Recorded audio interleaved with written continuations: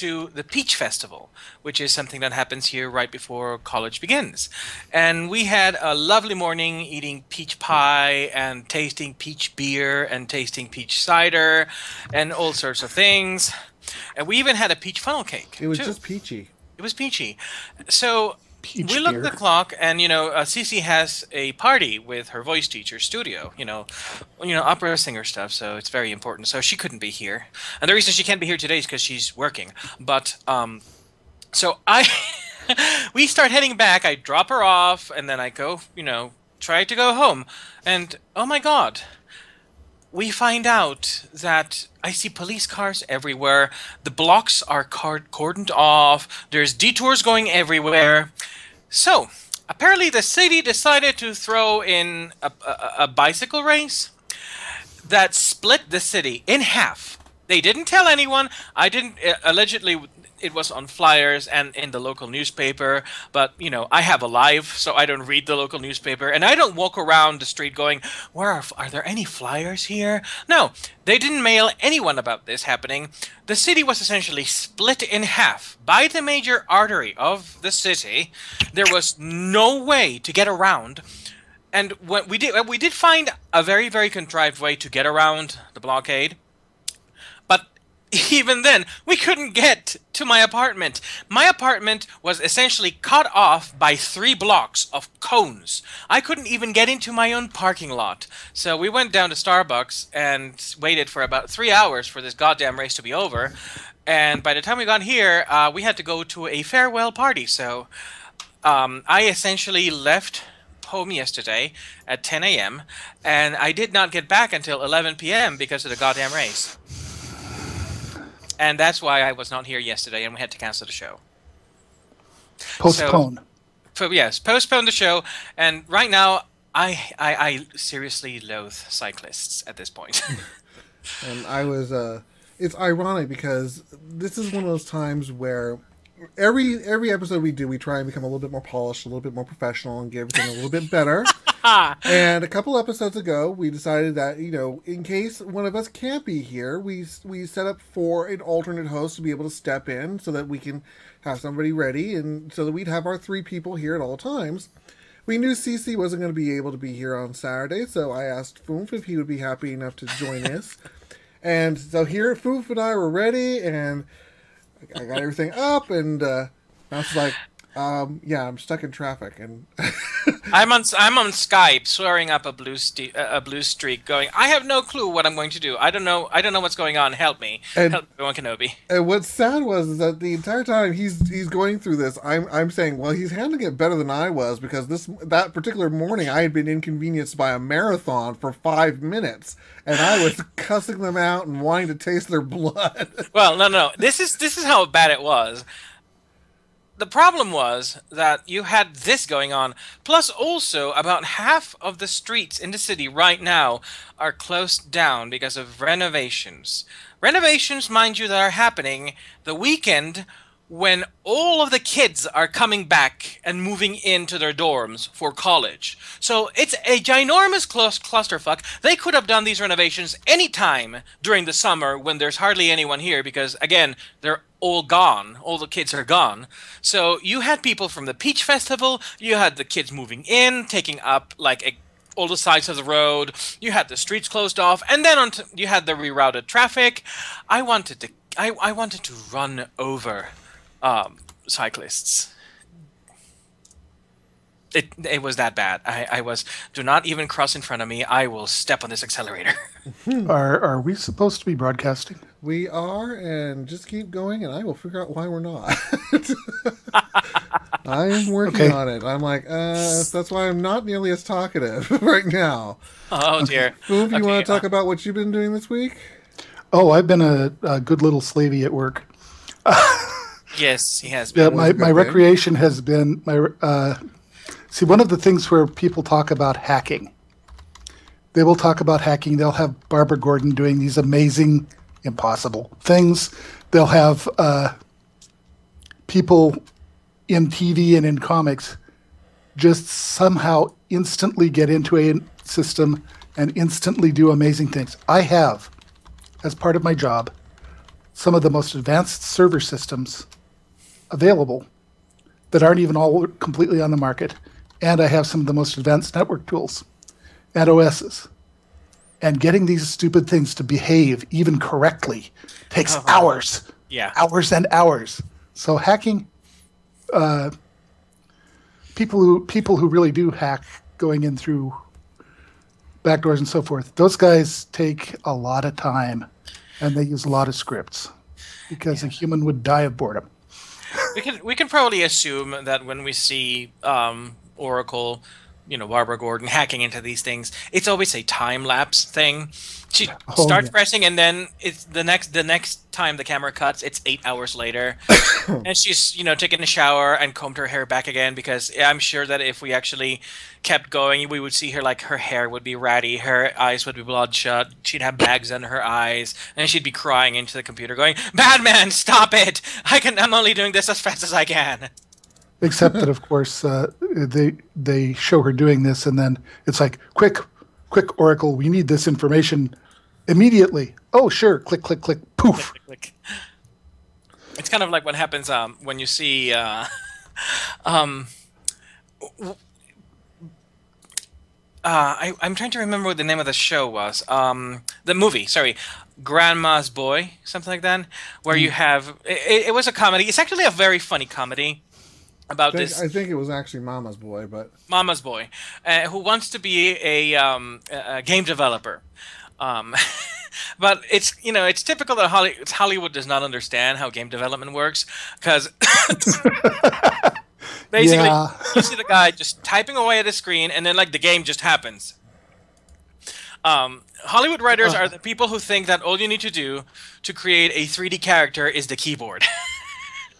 So these are the writers who don't actually participate in any of their CGI stuff. Exactly. Or who have never even played a game ever to begin with, or even just looked at, I don't know, a Blender tutorial. So they watch YouTube and they go, "Oh, that's easy." That's easy, yeah. So do we know why we're not broadcasting? No. Are we recording? It always records when I do this, so. Okay. Tokyo, what happened? Well, the problem is I'm doing this through Restream, which doesn't tell me, because I look over at Twitch and it tells me that it clearly got the very beginning because it has the title up there. But I'm like, well, what the hell's it doing then? So, hello, my baby. Hello, my honey. Hello, my ragtime. So let's go ahead and get into our topics. So yes. The first one is, we're going to go ahead and revisit a lovely topic. And Mouse, I'm going to let you run with that while I do some diagnoses here. What topic are we revisiting? We're back on Tale of Tales. Oh. Okay. So you guys remember that Telltale's it's a Tale of Tales, not Telltales. People who actually not Telltale. Yeah. Well, they swore off game development, and they swore off the mainstream, and they swore off evil capitalism, etc., etc., etc. Well, they're back.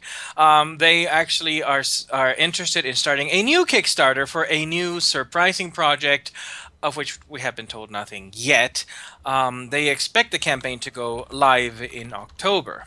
Now, remember, these are the developers who said, and I quote directly from their Twitter account, "Ha ha ha, I'm so free. Look at me. I can say fuck games, fuck gamers, fuck the game industry, die, die, die, and rot in hell." And now they're saying, "Give us some money, please." Well, these are the same hypocrites who, when they were saying, "Oh, well, capitalism is evil," and blah blah blah, and somebody called them out on that, and they said, "Well, if you made money, would that made you of evil?" And they're like, "Yeah, but we would have been okay with that." That's actually not so much hypocrisy as simply they just want to be evil villains. They're just sour that they didn't succeed. Oh, so you're in the dark again. I'm in the dark. There. Shift your camera to there. That's better. I'm in the light. Oh no, calendar. No, I guess that they just really want to embrace the evil, and I bet you money that the Kickstarter campaign is for their new volcano hideout. Huh. Oh, yeah. Those things are expensive. They are expensive, yeah. And I would certainly, We're live. Hooray. Sorry. We're live. Hello, people. Shall I recap what I've been saying? No, or just keep going. Just keep going. So again, Tale of Tales basically wants your money, even though it told you to go fuck yourselves and to die and rot in hell. So, do they deserve it? Well, if you want to back their volcano hideout, go ahead. I know I'm their secret underground lair. Exactly. Do you trust them? Do you trust them as far as you can throw them money? Yeah, no. I personally am going to save my money just in case Hero U needs another bit of cash. They shouldn't, but just in case. Because I trust the Coles more than I trust these people. Well, I'm a firm believer. These are, these particular developers have gone out of their way to express their opinion regarding capitalism and capitalistic ventures. So I'm inclined to make them honest people. If you don't want to subscribe to the capitalist ideology, fine. You make the money, you make the storyline, you do it for free. That's true. Well, realize though that that Kickstarter isn't really capitalism in the traditional sense. Well, no, it's more. Well, actually, it's more. It's truer to the basis of capitalism than the current system, I would say. Basically, you have something that I want, that I would like to see. Here's money on the promise that you will make that happen. Yeah. Which, it's the kind of stuff I like. I don't like middlemen. I don't like the BS screens. I like that. Here, have some money and I'm paying you directly. Of course, that entails the risk that the person who I'm paying is going to fail miserably and not come up on their promise. True. But that's a risk. It just happened only twice in my Kickstarter experience. Yeah, it's actually only happened once for me, and I have backed over 15 games. And it's a risk that you take, and it's something that you have to accept. There's no such thing as the guarantee. Even if you have the best developers in the world, they could drop dead in a week. So, yeah, one horrible plane crash and it's all over. It's all over. So, Tale of Tales, I'm sorry, you don't be a charity case. Yeah, I would like to do the next one.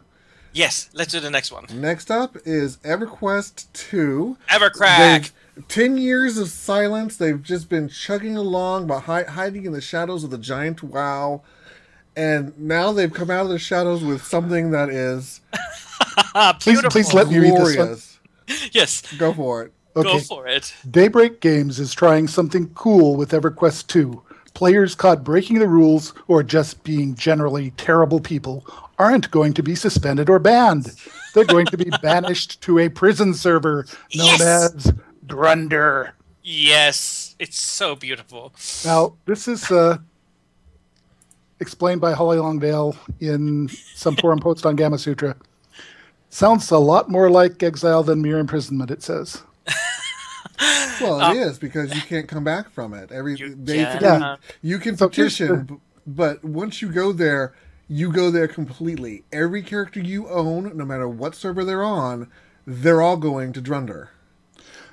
So, later this week, we plan to release a server we are calling Drunder, which probably means it's out now, which is a prison server. What does that mean exactly?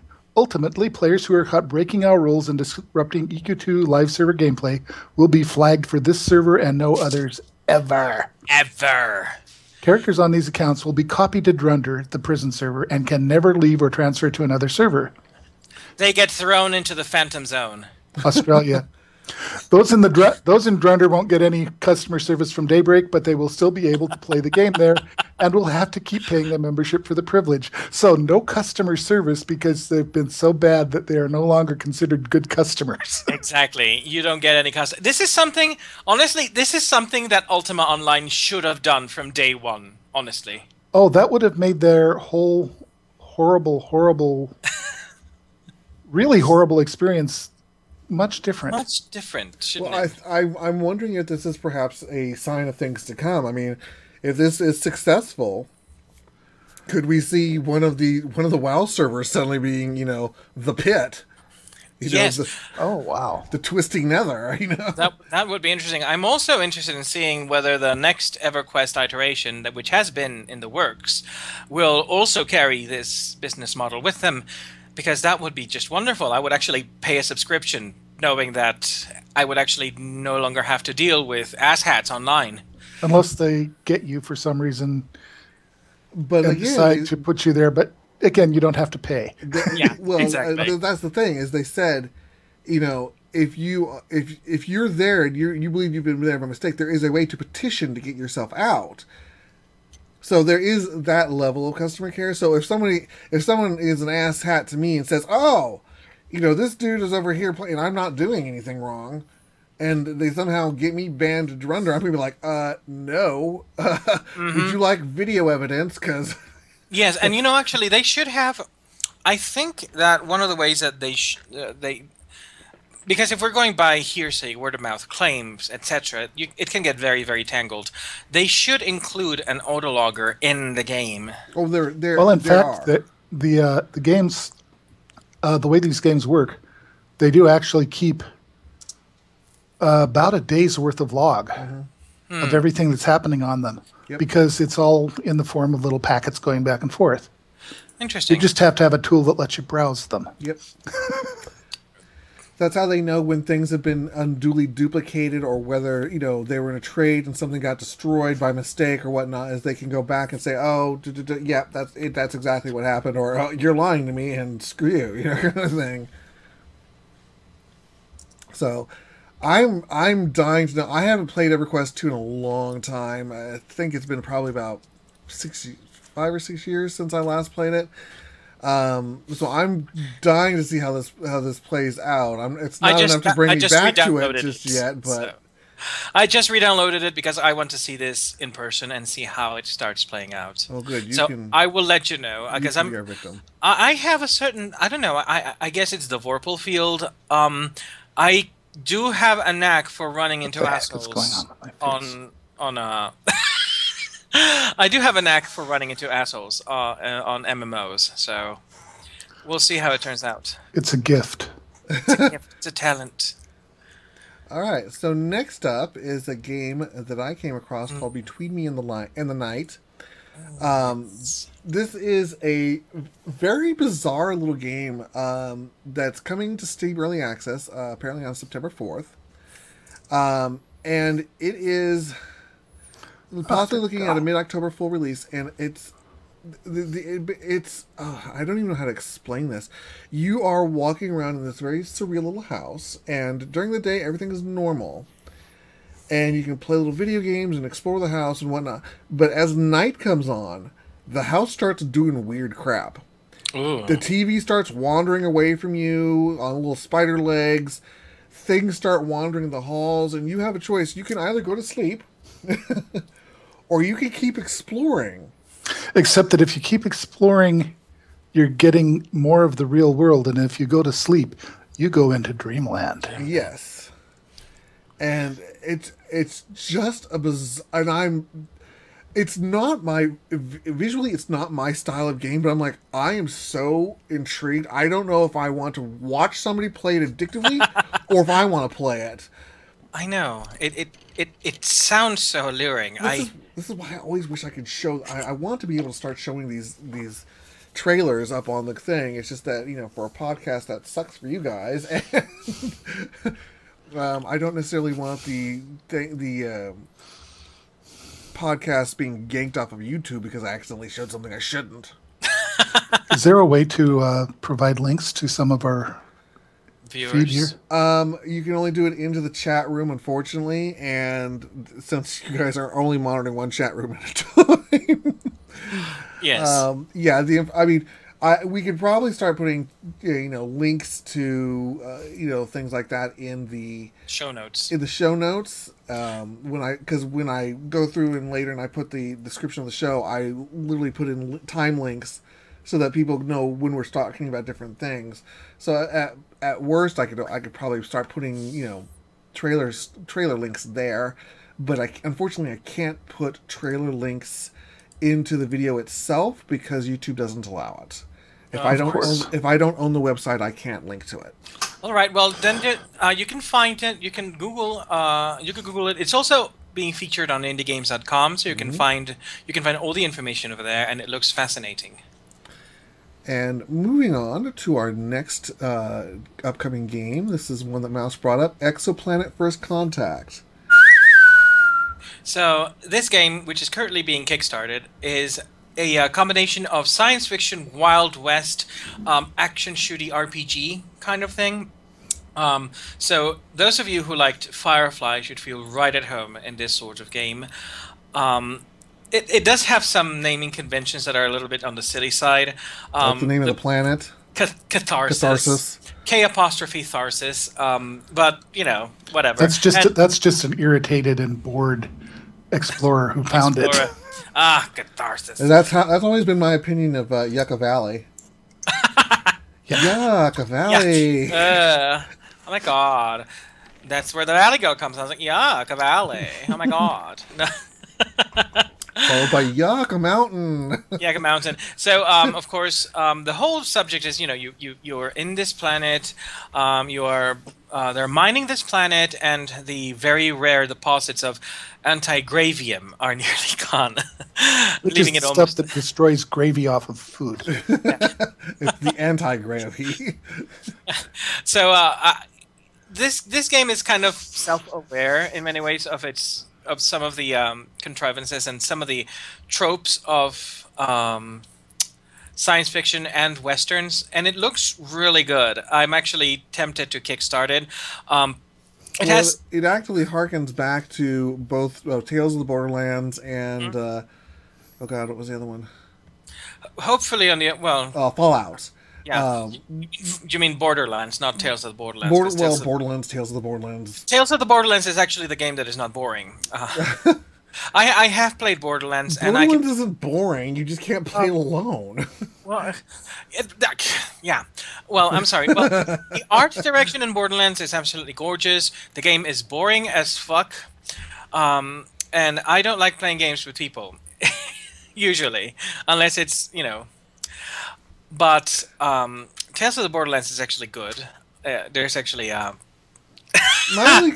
had Cray is cursing at me. How dare you? Borderlands is amazing. My only complaint with when I was reading up on this particular one, my only complaint was with the very tired reveal of, oh, you know, it's kind of dirty Harry, but guess what? You're on an alien planet. Really? This is not an original concept. Get over it.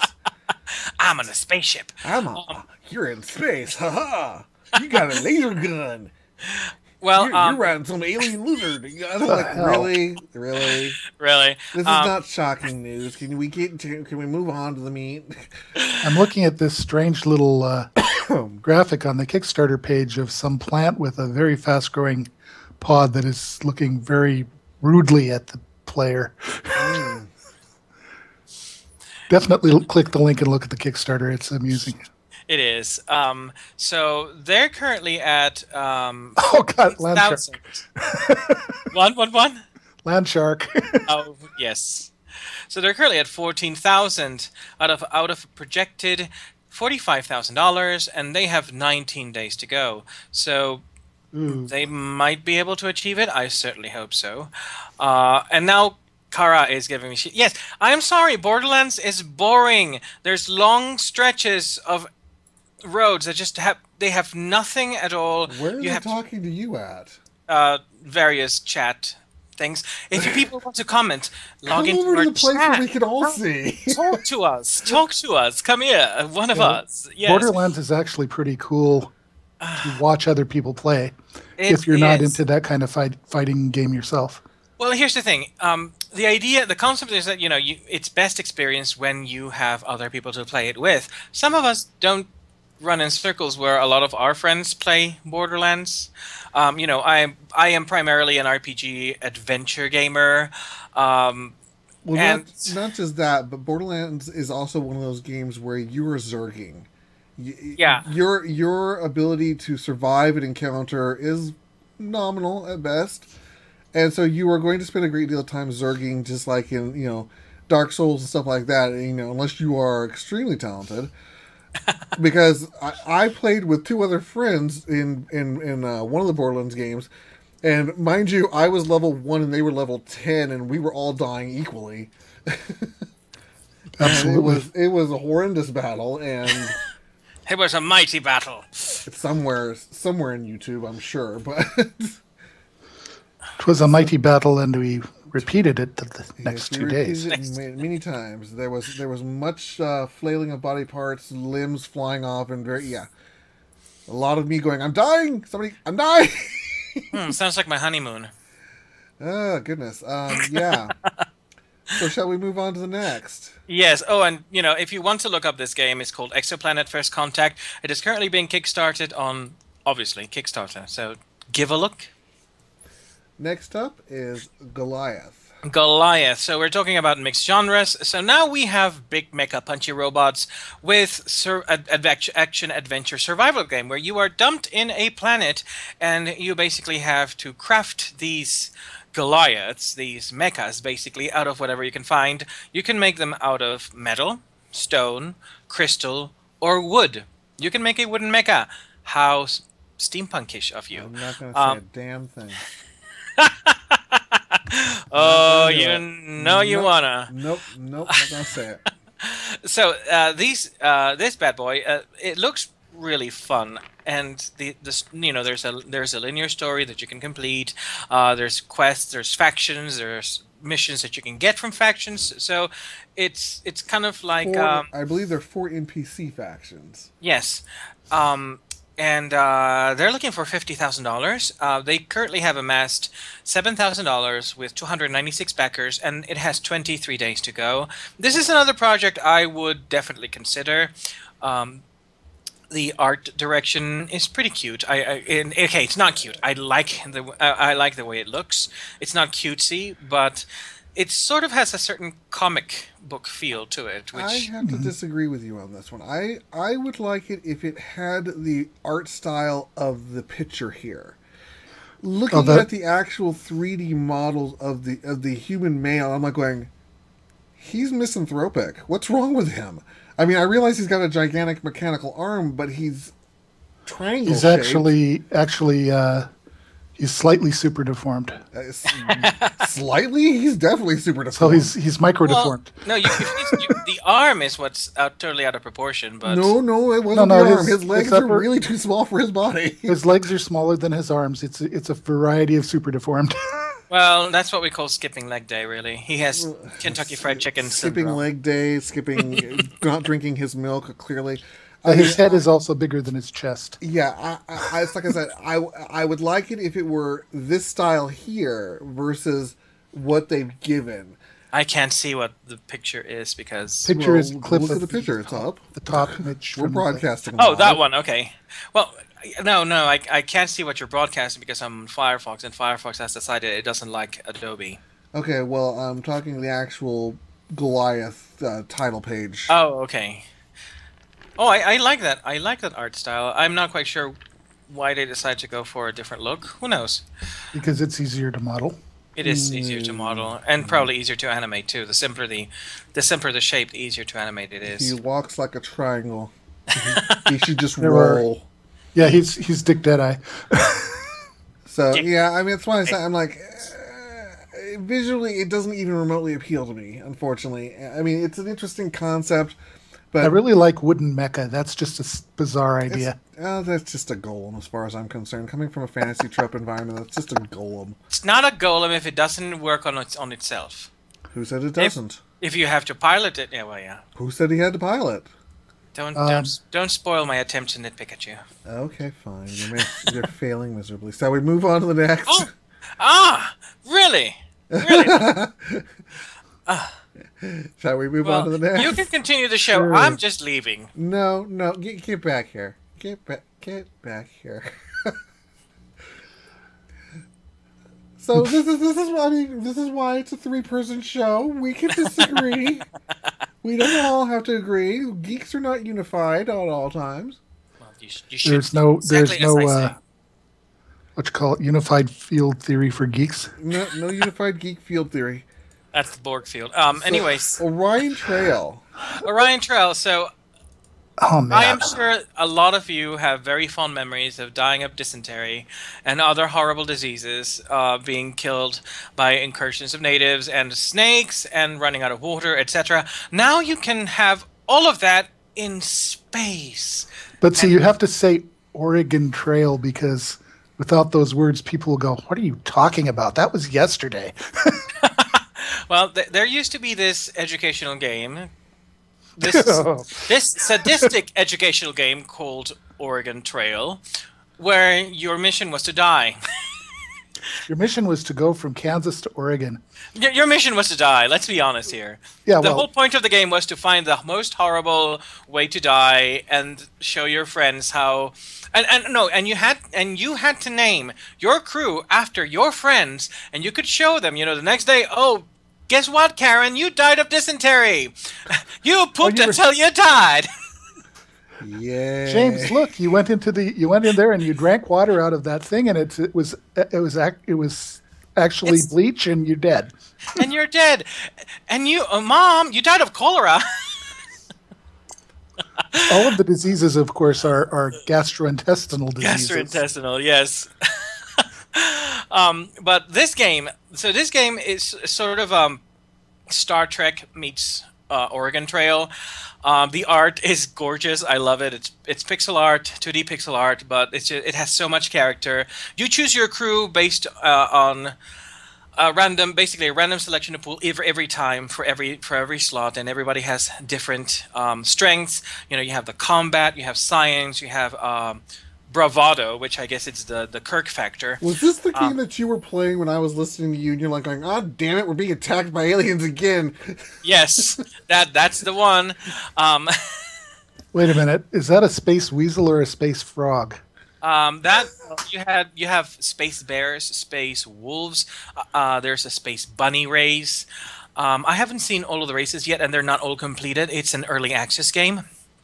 And actually, if you can see on the one of the pages, you can see a green space bear as the captain in one of my screenshots. If you look at me on Steam, right now there's only 2 campaigns available in this early access game, but it's so much fun. The first campaign is moderately easy. The second campaign, I think that I have played the second campaign about 10 times, and 8 of those I was this close to just not making it at all.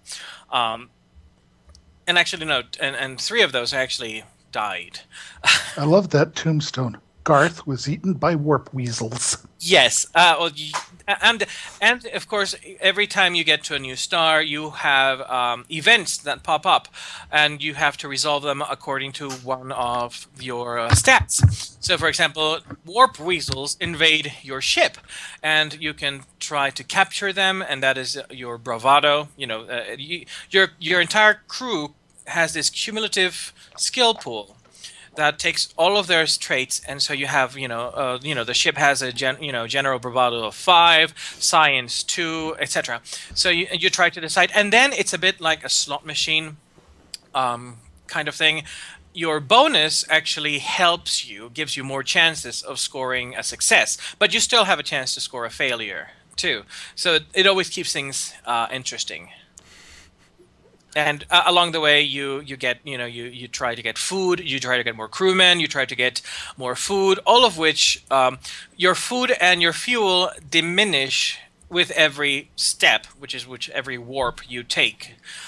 So by the end of your journey, you need to have enough food to get to your goal. Otherwise, once you run out of food, your crew starts dying of starvation at every step, and your morale starts going down, etc. So it's a really fun game, and one of the cool things that they've done is that they've addressed some concerns, because in the original Kickstarter campaign, if you backed the game at $20, I believe, you would get a digital copy of the game. Because of the pricing of the game, however, on Steam, which is like $9, they have decided to instead give the game to the backers who backed the game starting at $10. Which is incredibly generous of them. It gets them more people testing. That too, and they need to merge it with Starbound. If they merge it with Starbound, I'll be more interested. It's a lot of fun. I guess it's sort of like a a casual game, but I don't know. I enjoy it quite a bit, so I heartily recommend it as an early access game. All right. So next up, going from indies back to Triple A's, Witcher 3's free DLCs. I have not played The Witcher 3 because, again, I hate the character. However, I keep hearing Poor so many... Geralt. He's such a marvelous example of Everything. how actually all of the paladins were actually sleeping with the witches. Yes, exactly. I don't know. He's kind of the fantasy medieval equivalent of a dude bro at times, and Oh, God.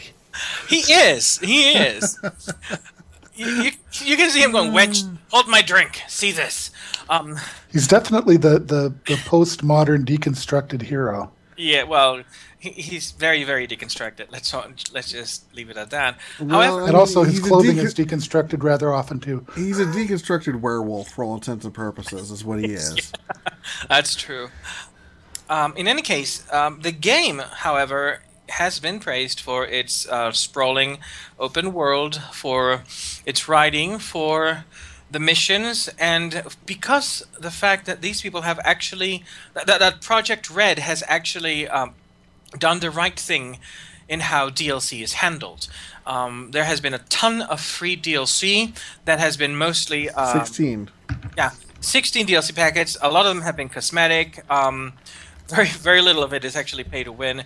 And now they have released the newest update. Basically changed the game in such a way that if you played The Witcher when it first came out, the game that you're playing now is a vastly different game for the better than when you first got the off the shelf version, or off the Steam page, whatever. But now they're including the new DLC, which includes a new Game Plus mode. So now you can go kick butt and take names and challenge yourself all the more. All over again. All over again for all you people who weren't challenged enough. Well, that's what Dark Souls is for. Well, Dark Souls 3, Dark Souls 2, Bloodborne. Yeah. If you want to die. All those games that I will eternally suck at and just watch people play because I will eternally suck at them. Yeah, I don't play the Souls game. I know that they're quite good, but Well, it's a bit like Zerging. You're going to die. Just get You're used going to it. to die. And I can't handle that.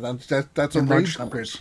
A rage quit thing for me. So, Well, if you die every time you turn around, yes. yeah, and apparently, as I understand it, the key thing with Dark Souls and stuff like that is that magic is, I guess, vastly overpowered in that game, and so it's assumed that someone like me who doesn't thrive on a challenge necessarily will be throwing fireballs every time they turn around. Fireball, fireball, fireball.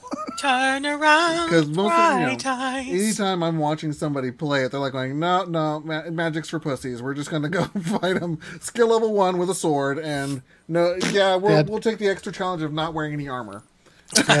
What? I will fight this naked.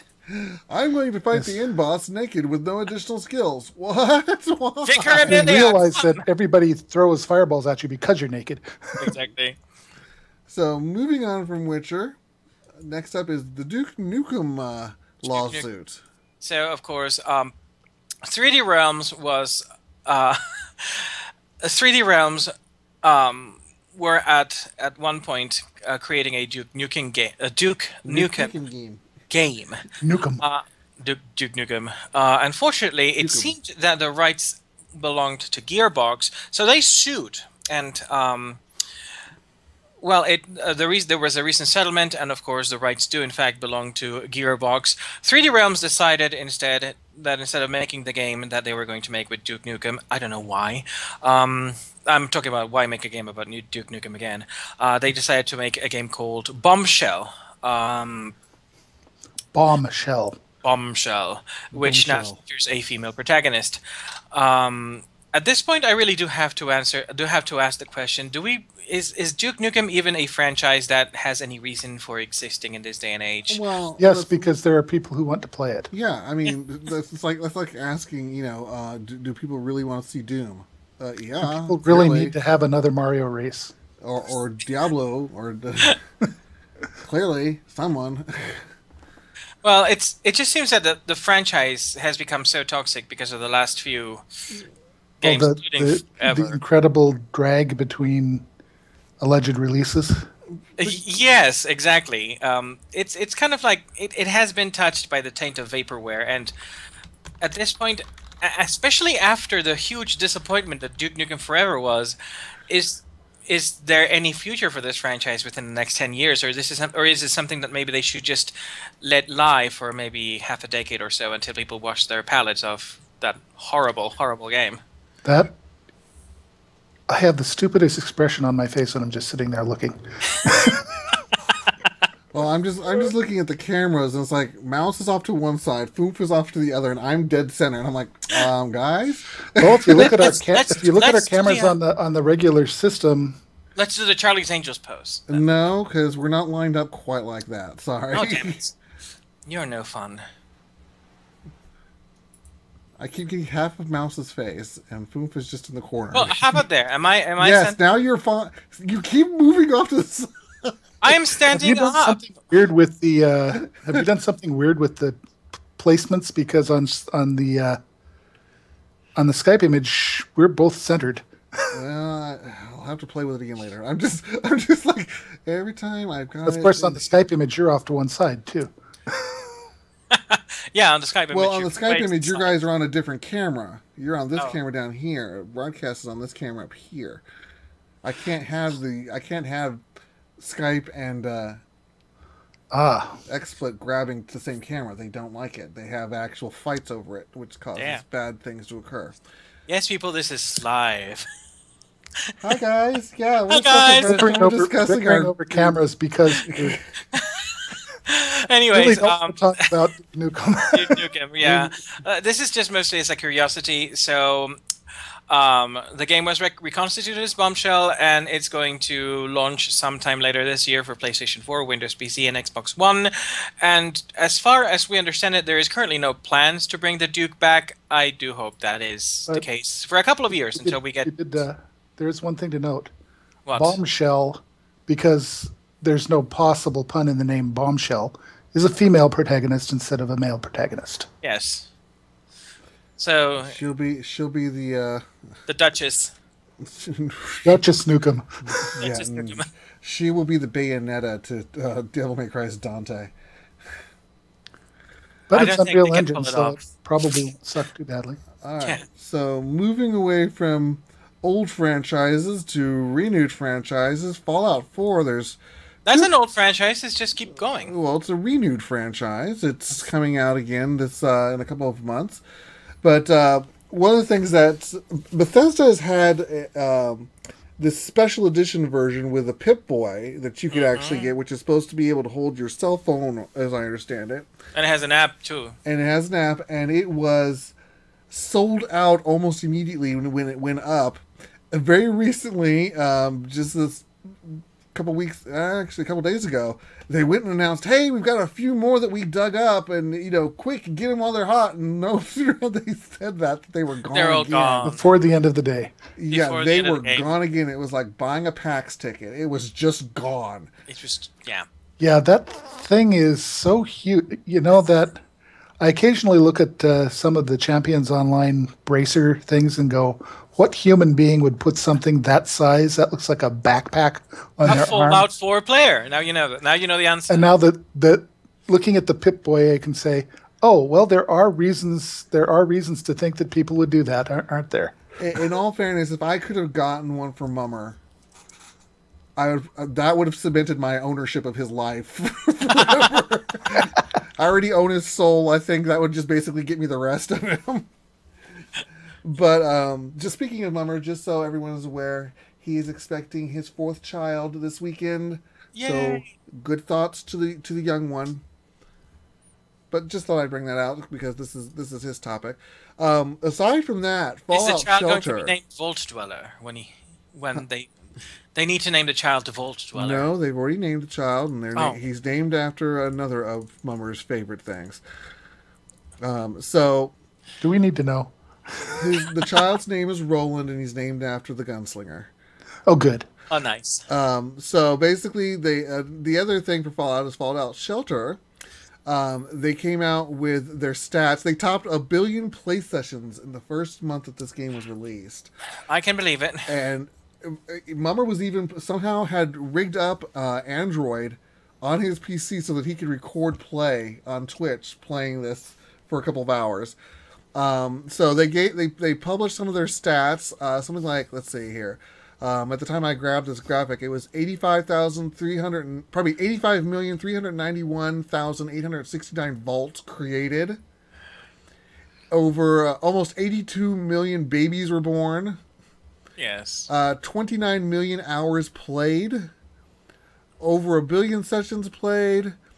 64 million dwellers had explored almost 65 had explored the wastelands, of which almost 21 million had died. Nice, a third of them. There were 119.5 billion fires started. There were 118.7 rad roach infestations, and raiders attacked almost 42 million times. This game is crack. It is, however, the game that never ends. It just keeps going on and on and on. I eventually had to stop playing it because the game is cruel. The game plays itself when you're not playing it. Even after you have shut down the app, I would get notifications when I was on my tablet saying, something has happened to your shelter. Why don't you come and see it? I was like, oh my god, what the fuck? I would come back and like my people are almost starved to death and dying of thirst because nobody has been collecting the water.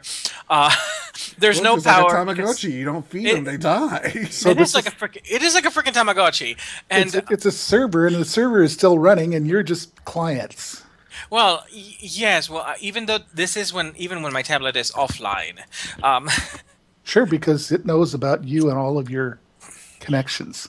It's just horrible. It's just absolutely horrible because I wanted to shut down the game. It's like, no, I want some peace. I want the world to end for just a little while. I don't want to know who is dying, and I just eventually. So you need a mode that says, I am in the hospital. I am dying of the plague. I am on vacation. Leave me alone. Your God does not care mode. Think for yourselves.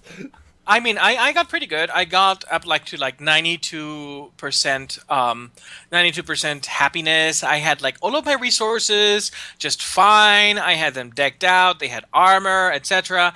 And I got busy for 2 days, and I come back, and that place has gone to shit. See what happens when an uncaring god leaves them with arms and weaponry and armor and then abandons them? Well, not only that, I also had 10 pregnant women walking around when I left. And in the interim, every single one of them gave birth. So I had this mass of children running around, and there was no food because you have to manually collect every resource. There's little bubbles, you have to click on them, and then they go into the inventory. So they were starving to death because nobody had actually bothered to get the food from the storage and actually give it to them because they were waiting for me to do it. Because God must provide the mana. So this is not a game for you if you have a life. So these are basically helpless people. They are helpless people. So why not just let them without die? the intelligence? Oh, that's terrifying. Sims 5, which means no customization. They have only 2 life stages. So it's either child or adult. They have no autonomous mode. And they're so stupid that they don't know how water works, so they can't have pools. Yeah. Well, at least they won't be drowning. Says you. Well, didn't Sims 3 change that so you could not take the ladder out of your pool? Oh, is it 4? You can't take the ladder out of your pool if your sim is in the pool. It's like, what kind of bullshit is that? If I build a pool, it's because I want to drown my people. Well, no, it's because you want them to get fit. Well, the thing is that 4 also doesn't allow you to have the diving boards either, because that was the way you did it in 3. You just don't put a ladder in there. You put a diving board. Let them dive off. They can't get out. EA, what's wrong with you? Seriously. I mean, really. Don't blame EA. Maxis is gone. Don't get me started, or we'll derail this whole conversation. Yeah, don't expect anything more for Sims 4. Okay, moving on. Let's Fig. go on to Fig. Fig. I was reading up Bring me on a figgy this. pudding. Yeah. So for those of you who are familiar with Kickstarter, because God knows we talk about it enough here, and then you've got Kickstarter GoFundMe and good. Patreon and all the other big crowdfunding sites, Indiegogo. and Indiegogo and a couple of others that are more niche. Fig is one that was started by one of the co-founders of Double Fine Productions, and is intended to focus strictly on video game funding. And as I understand it, they've got two methods of this. They have the traditional rewards-based tiers that you've got The regular Kickstarter and Kickstarter, Indiegogo. but they also have a true investment level.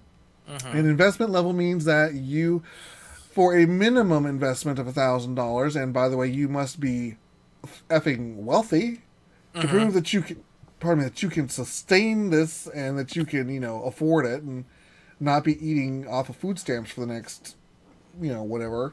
So it's But not a you get- one-time, it's an ongoing.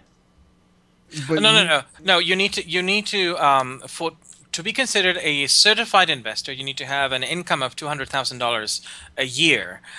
Or qualify. a personal net wealth of like $1 million.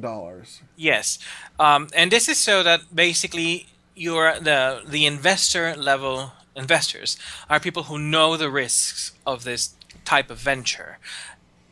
So lottery winners. Well, but And as a result, these would be the people who would actually be able to participate and earn the residual, basically the profits, because these are actual hardcore investors, not Yes. just people who are getting. So they're reward just providing a sort of external to the usual channels version of angel investing and Yeah, these would be the angel investor tiers. yes, and it's also, I guess, in a way, it's also to attract a bit more of a certainty in funding, because we do know that when it comes to Kickstarter funds, there are usually a lot of pledges that do not, in fact, go through.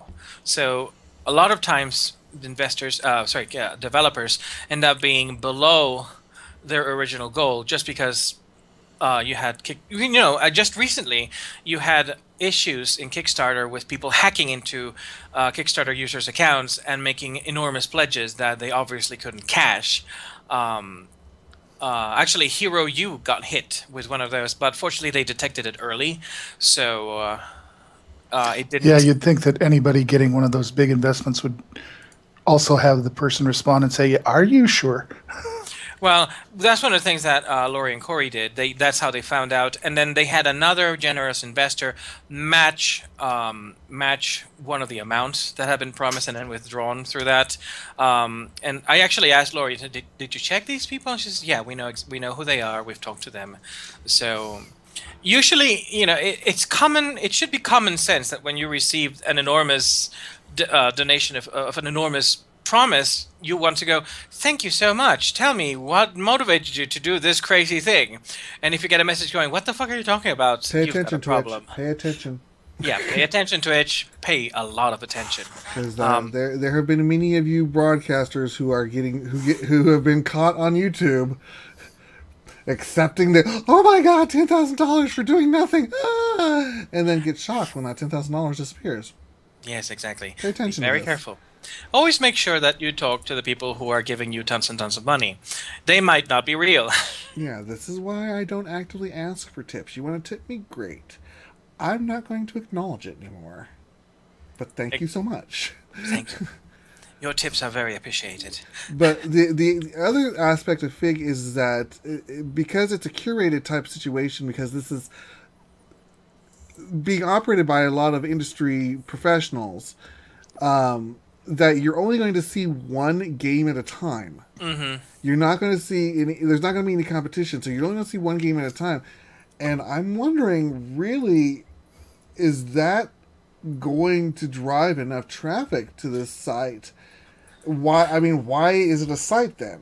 Why? Well, Well, the process is you're going to have to impress all of these industry people like Tim Schafer, etc., who is on the board with your proposal and show that you have enough of a game to or enough of a proposal and the means to do it to guarantee this level of focus. So this is, I actually would not call this as much as a massive crowdfunding website as sort of like the Star Search of the game developing world. This is not where where you're going to get like the very little information, and you're gonna get a trailer that looks like it was spliced using Well, Blender. it's Shark Tank, so you're not getting the half-assed stuff Yeah. with somebody going, "Ooh, I have a vision." You're getting somebody who is coming to them with I have a product that's nearly damn well done. Yes. So I understand there's that good safeguard level, but at the same time, one at a time. Yeah, if I were them, I would make it so as to have, I don't know, a top 10 games, top 10 campaigns, or if not, a top 5 or a top 3, so you can have variety. Something. But to keep people coming back to the site, I do. This is serving an entirely different level of crowdfunding than your regular Kickstarter. This and isn't so much Indiegogo are. crowdfunding as cocktail party funding. Yeah, it's definitely aiming for the higher end and the higher level of talent, people who have more experience, perhaps, and who have more experienced teams. So maybe you could end up basically having the more high profile developers going for this sort of thing and leaving Kickstarter for the actual smaller indies. So this actually could even be the alternative that a lot of studios, like the whole issue with Suikoden. You remember the issue with Suikoden, which Suikoden 3. God, it's not Suikoden. Is it? Shenmue? Shenmue 3. What was I thinking? Suikoden. I'm like going, I don't know what you're doing. What's the problem with Suikoden? That's Yeah. been out for a while. I know, no. My brain had a fart. Shenmue 3, where you basically had the company saying, "Oh well, see if you can drum up interest or whatever." Well, I'm curious to see. I don't know how much of it, how active of a site it'll be, especially compared to Kickstarter, which is obviously the big daddy of it all. But it's out there. It's another source, another option. So keep an eye open. Next up is the irony that is Windows 10. Oh God. And Mouse, you want to take the safe discussion? Yes, I'll take the save this discussion. So, Windows 10 essentially is not going to run games that employ safe disk or even certain versions of SecuROM, DRM, which means that there's about several hundreds of old games that will not run on Windows 10. Now, SecuROM is a cancer. It has a lot of security loops that a lot of hackers can exploit. So this is not Windows 10's fault per se. It is the fault of SecuROM, but that does leave a lot of gamers who like some of their old games in a lurch, so to speak. At least until the games are re-released on, say, goodoldgames.com, and they're patched to work without it, or if there are, and I'm sure there are for most of these games, no CD patches out there. I think that's the key thing that they've been going after is the no CD patches. Because I think, obviously, I didn't so much run into a safe disk issue with Entomorph. Entomorph, simply the version I have, because I have the actual CD installation of it, my system is simply too powerful for it. And I actually had to go to GOG and buy the damn thing again so that I could actually play it. So I think that's the key thing, is they're basically patching anything that relied on the slowness of the machines and anything that relied on the actual CDs for installation. So Yep. But just as a heads up for anybody who is eagerly climbing onto the Win 10 turnip truck. So moving away from games and hardware, we're going to go off to our comics and literature corner here. And let's start off with some sad news. We had 2 unfortunate passings. The first one is Rick Obadiah, who was one of the founders of First Comics, who throughout the 80s and 90s pioneered direct marketing, publishing works that were basically circumvented the comics code of the era. He was also one of the first American publishers to bring manga to the United States, so he was actually fairly influential. Unfortunately, he died from a heart attack while he was exercising on his treadmill. Treadmills are dangerous. Yeah, in all sorts of ways, for all sorts of reasons. Mine has safely not killed me yet. Yeah, I like mine, except that I can't use it because it's in a storage shed. Ooh. Well, Just go and exercise in the storage shed. Well, mine's at the foot of my bed, so... That way, if it throws you off, you'll just land on the bed. The wrong direction. I would land on my air conditioner. The other who had passed away, unfortunately, this past week was Yvonne Craig, who was not only known for her role as Batgirl on the 1960s incarnation of Batman, but she had several other notable roles. She was a ballet dancer. She twice played Elvis Presley's girlfriend on the big screen. She was in the original Man from U.N.C.L.E. series. She's been on Fantasy Island, but she was also on Star Trek as the Orion slave girl Marta, who attempted to seduce and then kill Captain Kirk. And we're all sad that she did not succeed. Well, so yep, we're just gonna start with the obligatory rip to our legacy of comicdom, shall we say? And yes. Next, we're going to move on to something a little more odd and irreverent. Deadpool and his sexuality. Well, I'm honestly, I am actually disturbed that that is a thing. That so am I.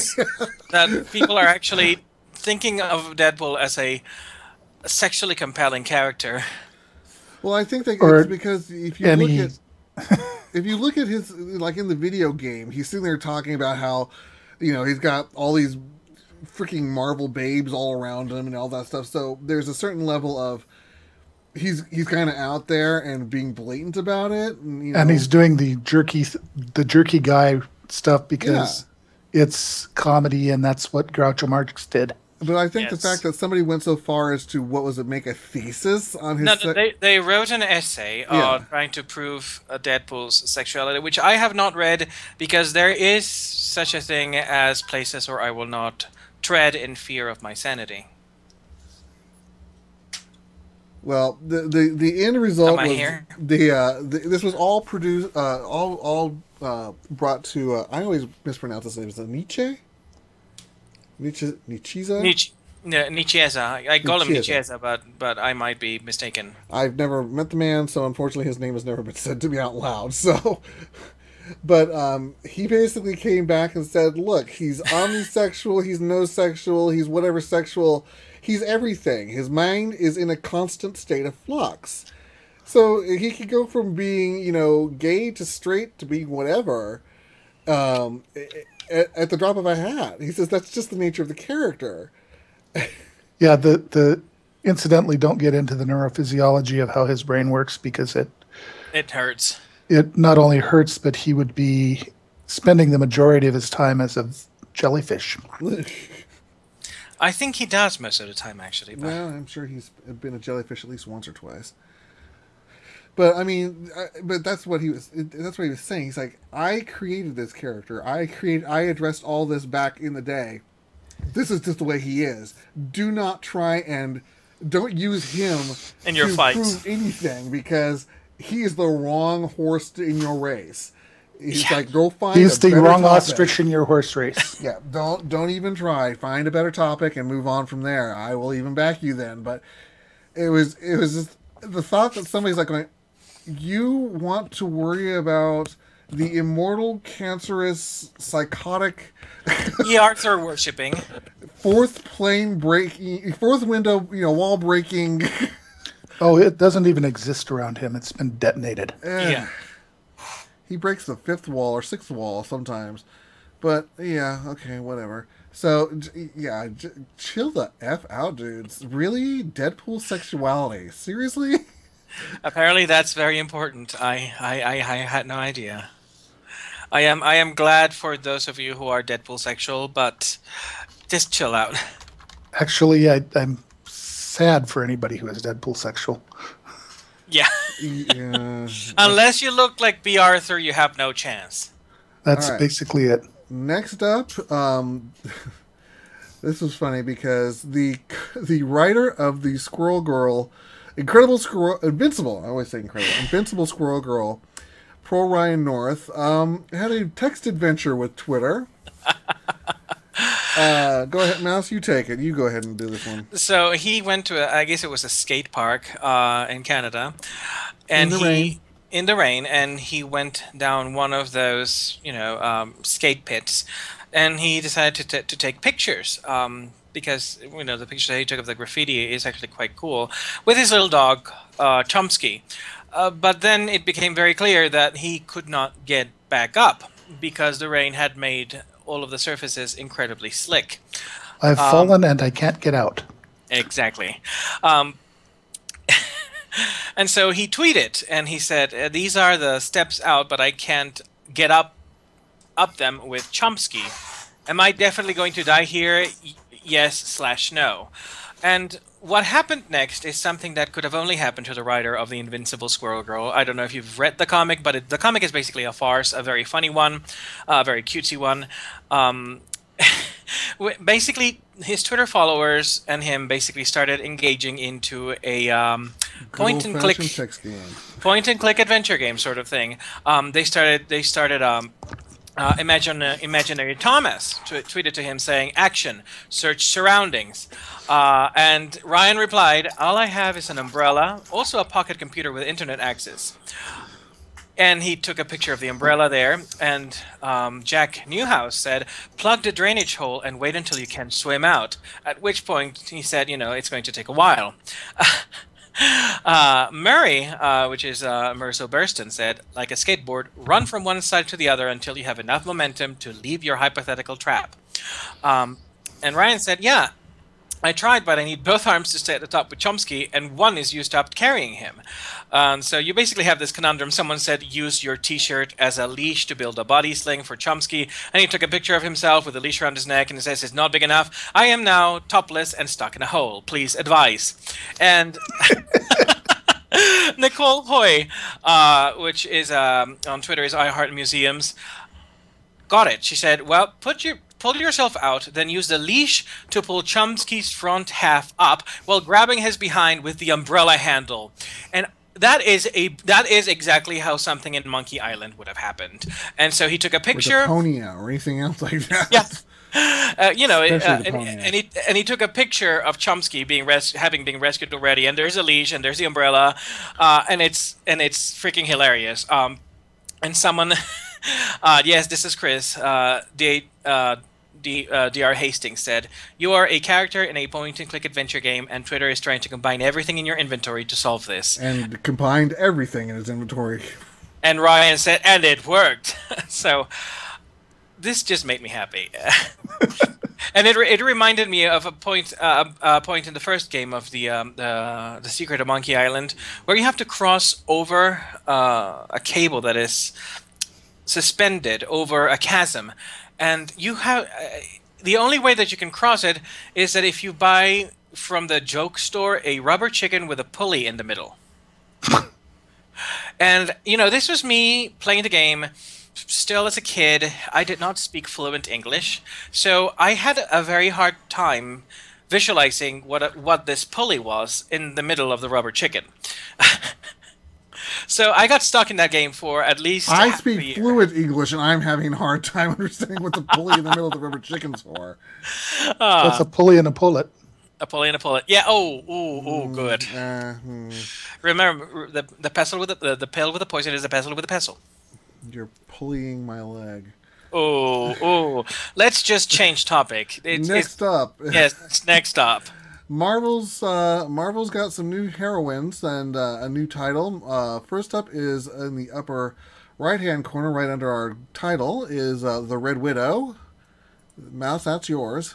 Well, we don't really know much about her. She's going to make her debut in Mockingbird Shield's 50th anniversary #1. She looks like an And X-Man character for some strange reason. she kind of looks like an X-Men. She kind of looks like Jean Grey got a haircut. The costume And a sword. and laser swords. She's Actually, still Psylocke's swords. they're not swords per se. They're épées.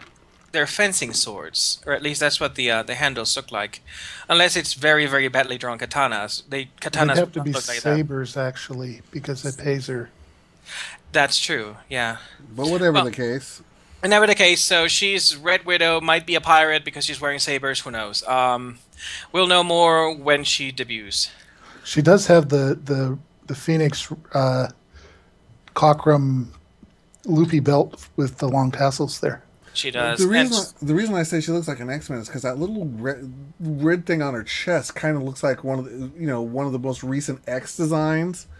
Yeah, even though there's supposed to be an hourglass. Well, yeah, I realize that, but an hourglass and X, yeah. Well, of course, and the fact that she's the Red Widow and that's a white outfit doesn't really do a whole lot for that. Yeah. Then design. again, I guess it might be they're trying to stay away from the Spider Woman. I think they want to. Side. I think they want to use the red hourglass that Natasha used for a long time. That too. Possibly. Yeah, they could use that. But I think calling her the White Widow would be a little too on the nose. Well, yes. Yeah. So So they next up, give her red hair and call her the Red Widow. why not? Next up is The right Ginger beneath- Widow. The Ginger Widow. Next up, beneath her, is You take this. I have to run for 3 seconds. I'll be right back. okay. Moon Girl. 1, 2, 3. Moon Girl. Sorry, he said 3 seconds. So Moon Girl, yes, Moon Girl. For those who are familiar with Marvel or at least have been watching Secret Wars, Moon Girl is going to be teaming up with Devil Dinosaur, the giant big red T-Rex mouth there. This is to replace an old team up of Moon Boy and Devil Dinosaur. Moon Boy was barely more than a monkey. Yeah, Moon Boy was a monkey, which was kind of weird. But Moon Girl is, I guess, an Inhuman, a new human, as it were. One of the humans who's been exposed to the Terrigen myths, which I guess has made her hyper intelligent. Well, for centuries. Well, for a very long time, Terrigen myths did nothing to humans because humans weren't part Kree, and the Terrigen myths work on the Kree. Well, they realized that, I guess, before Black Bolt dropped the bomb, as it were, that Inhumans had kind of mixed with humans, so that some humans, it's something like 5% or some obscure percentage, had the number enough. who would be mutants if they were still making new mutants. Well, see, that's the thing. Inhumans have now become what mutants were in the 70s and 80s. And this is because mutants are old and no one cares. No, it's because Disney owns them and they don't want any more mutants. Yes, well, there you are. But that's a different argument. That and the fact that we're probably going to be getting an Inhumans movie in a couple of years. Awesome. So, Moon Girl is an Inhuman, and just like we have with Miss Marvel, who is also an Inhuman. So we're getting a lot more Inhuman exposure because we're getting at least 2 new Inhuman titles. Awesome. Of which is the one right above the Marvel logo, which is the all-new Inhumans, which is a team of Naja, Flint, Gorgon, who you can't see, who actually will be riding around in the freaking Professor X wheelchair now. And which is, I think, funny as hell. And Grid, who is, I guess, a new one because I haven't seen him before, and they will be under the leadership of Crystal, who is actually is she the full sister or half? I think she's the half sister of Medusa. Mm-hmm. She's Black Bolt's sister or something. Yeah, she's Black Bolt's sister, and so she and Medusa don't always see eye to eye, but Crystal she's been all over the place. She has been with the X-Men briefly. She's been with the Avengers. She's been with the Fantastic Four.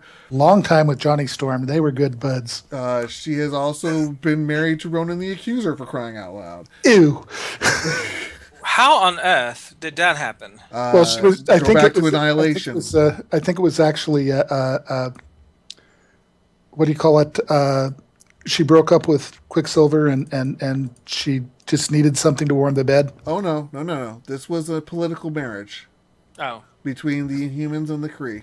Political marriage to warm the bed. Yeah. And since she was the one who was free, they basically Ooh. talked her into it. So she married Ronan the Accuser.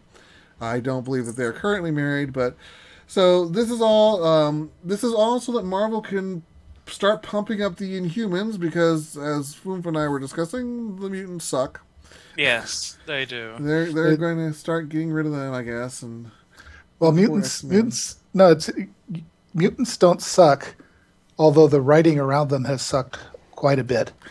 well, they're passé. No, it's absolutely not that either. It's Disney does not want Fox to make any more money off their IP. And you know what?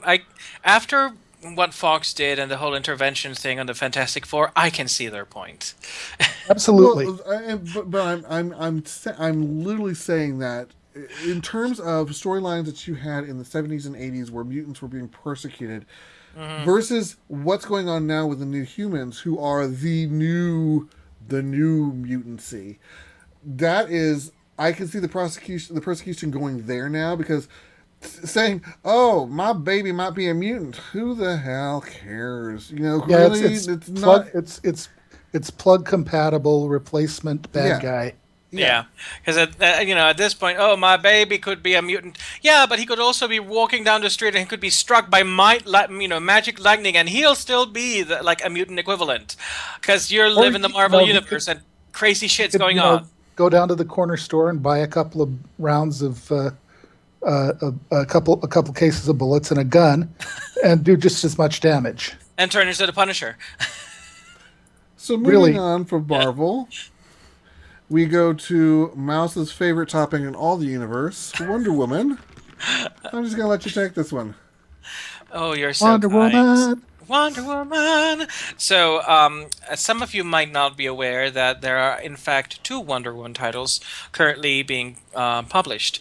The difference is, of course, that the regular Wonder Woman, which sucks, and is currently being written by written in a very, very loose definition of the word by Meredith Finch, and drawn, again, very loosely by her husband, David Finch, is the print version, the physical version. However, Sensation Comics, which features short stories of Wonder Woman, has been in digital printing for quite a while now.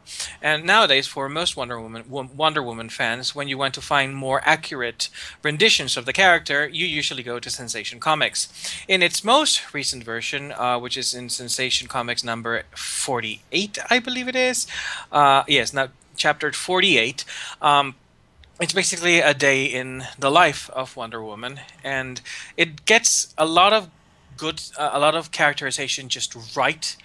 About her. She starts by just having helped the Justice League avoid an alien invasion, and then she goes and proceeds to officiate a same-sex marriage between 2 women. And before that, she stops Russia from basically performing the Crimean invasion, and then finally. What's she at the end? Oh, yeah. And then Superman sulks and becomes mopey, and then she consoles him. In any case, the issue is very well written. It actually does showcase a lot of Wonder Woman's strengths as a character in the fact that she is compassionate. She basically ends the Crimean annexation without throwing a single punch. And that is, Because she could do that. As she puts it, I let them have their say, then I had my say. I say. And part of the say was basically, here's my lasso. if I will make you confess what your orders actually were to the United Nations. So yes, and then of course there's the scene where she is marrying these 2 women. It's actually a very interesting take on the ceremony because the 2 women are bound by the lasso of truth. And part of the ceremony is basically, bound by the lasso of truth, do you swear that you will love... Da, da, da, da. So basically, you can't, you really have to love a person to be, to ask Wonder Woman to officiate the wedding, because you can't lie. Superman expresses surprise that she is in favor of gay marriage because Superman is. I don't know. He was He raised was in Kansas raised- for crying out loud. But He was So. raised in Kansas by backwoods people. But We love you, Kent. by good backwoods people. But I can't imagine many gay pride parades happening in Kansas at that time. No, they probably were actually given the time shift, but yeah. That's true because we have like the flexible timeline going on right now. But actually, what the response that Wonder Woman gives, which It's is shown actually, up there on the screen, by the way. which is up there on the screen. It's I come from an island of women. To me, it's just marriage, and this does not mean that like the entirety of Paradise Island is populated by lesbians. It means that they're a race of immortal Amazons. I'm sure they're chaste Amazons, and there are probably Amazons who actually have married each other, who fall in love with each other. And for Diana, that's perfectly normal. It's just marriage. The issue is written and drawn by Jason Badauer, and this is his first time writing for DC Comics. And I wish he would take over the Wonder Woman title myself, actually, after reading this issue. Some people have criticized Chapter 48 of being pandering to what they call, of course, the political correctness crusade, etc. However, I think that these criticisms are rather specious.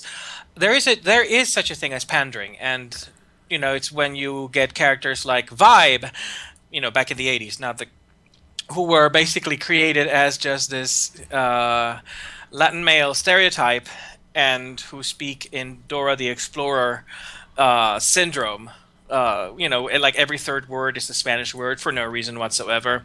Now that is pandering. When you have basically a character who is written for no other reason than to satisfy some sort of quota, that is pandering. Well, not only that, but they've already recently established, for example, Wonder Woman's mother had they didn't go so far as to express the level of sexuality, I don't recall, but she had what was close to basically a female lover. Yeah, she had a female lover, and then she had Zeus. Yeah, Zeus. and then when she showed any inclination towards men, her lover was like, "You're going to die. They're going to betray you," and she ended up throwing herself, and sacrificing her immortality, well, not her immortality, but her eternal youth, essentially in order to save Hippolyta, from what she believed to be an attack. And she ended up, loving Hippolyta from the shadows from then on, because...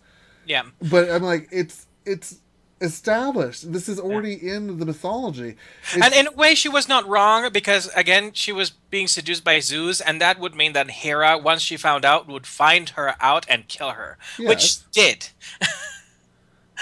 So, I mean, but still, it's this is why there's precedence for what she's saying here. Clark, my country is all women. To us, it's not gay marriage. It's just marriage. It's just marriage.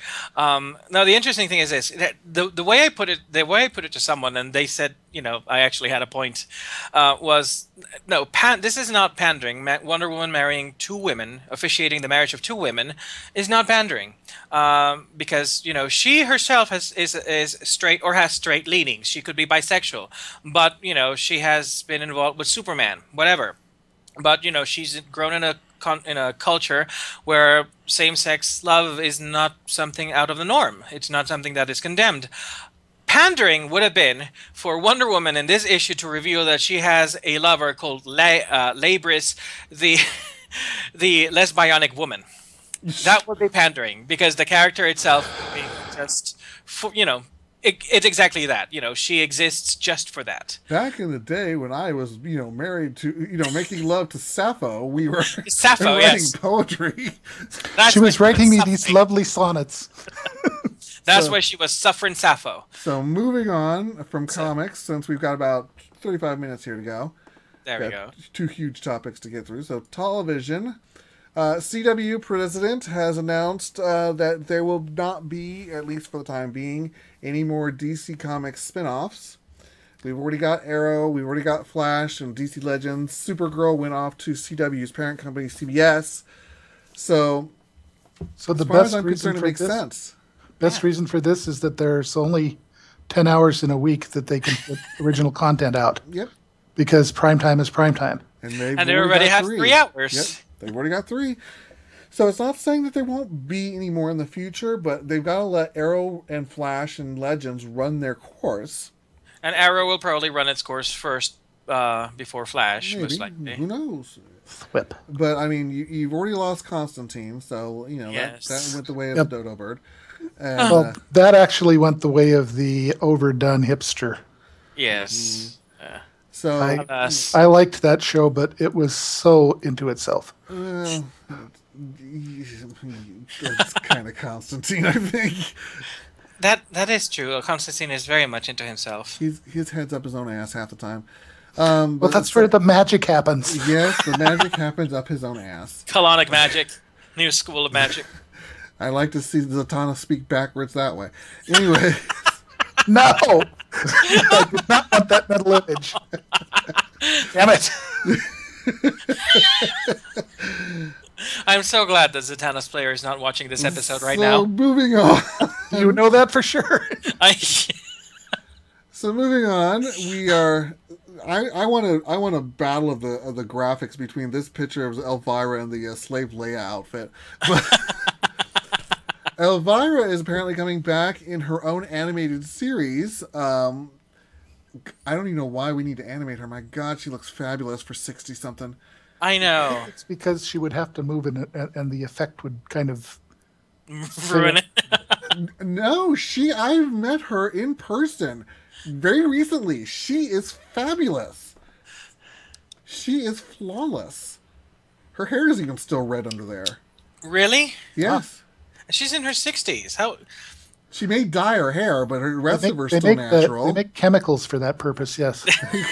She may have, like I always say, there's her picture in the attic going to hell right now. I have one of those.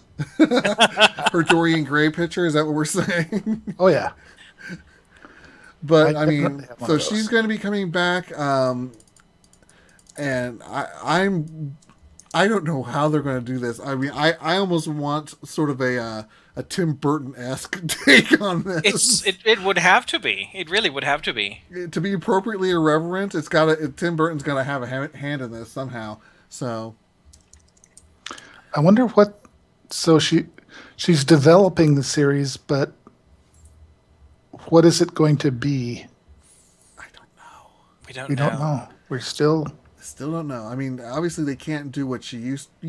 They can't do the whole showing TV shows unless it's just the. I mean, pardon me, old camp movies. Unless she's the bumper. Well, Yeah.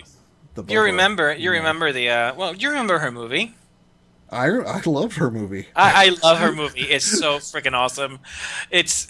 I suppose it could be a takeoff of that. I mean, I would love if they would if take she up. returns to that little town, but It would be kind of like To Wong Fu, Thanks for Everything, but with Elvira.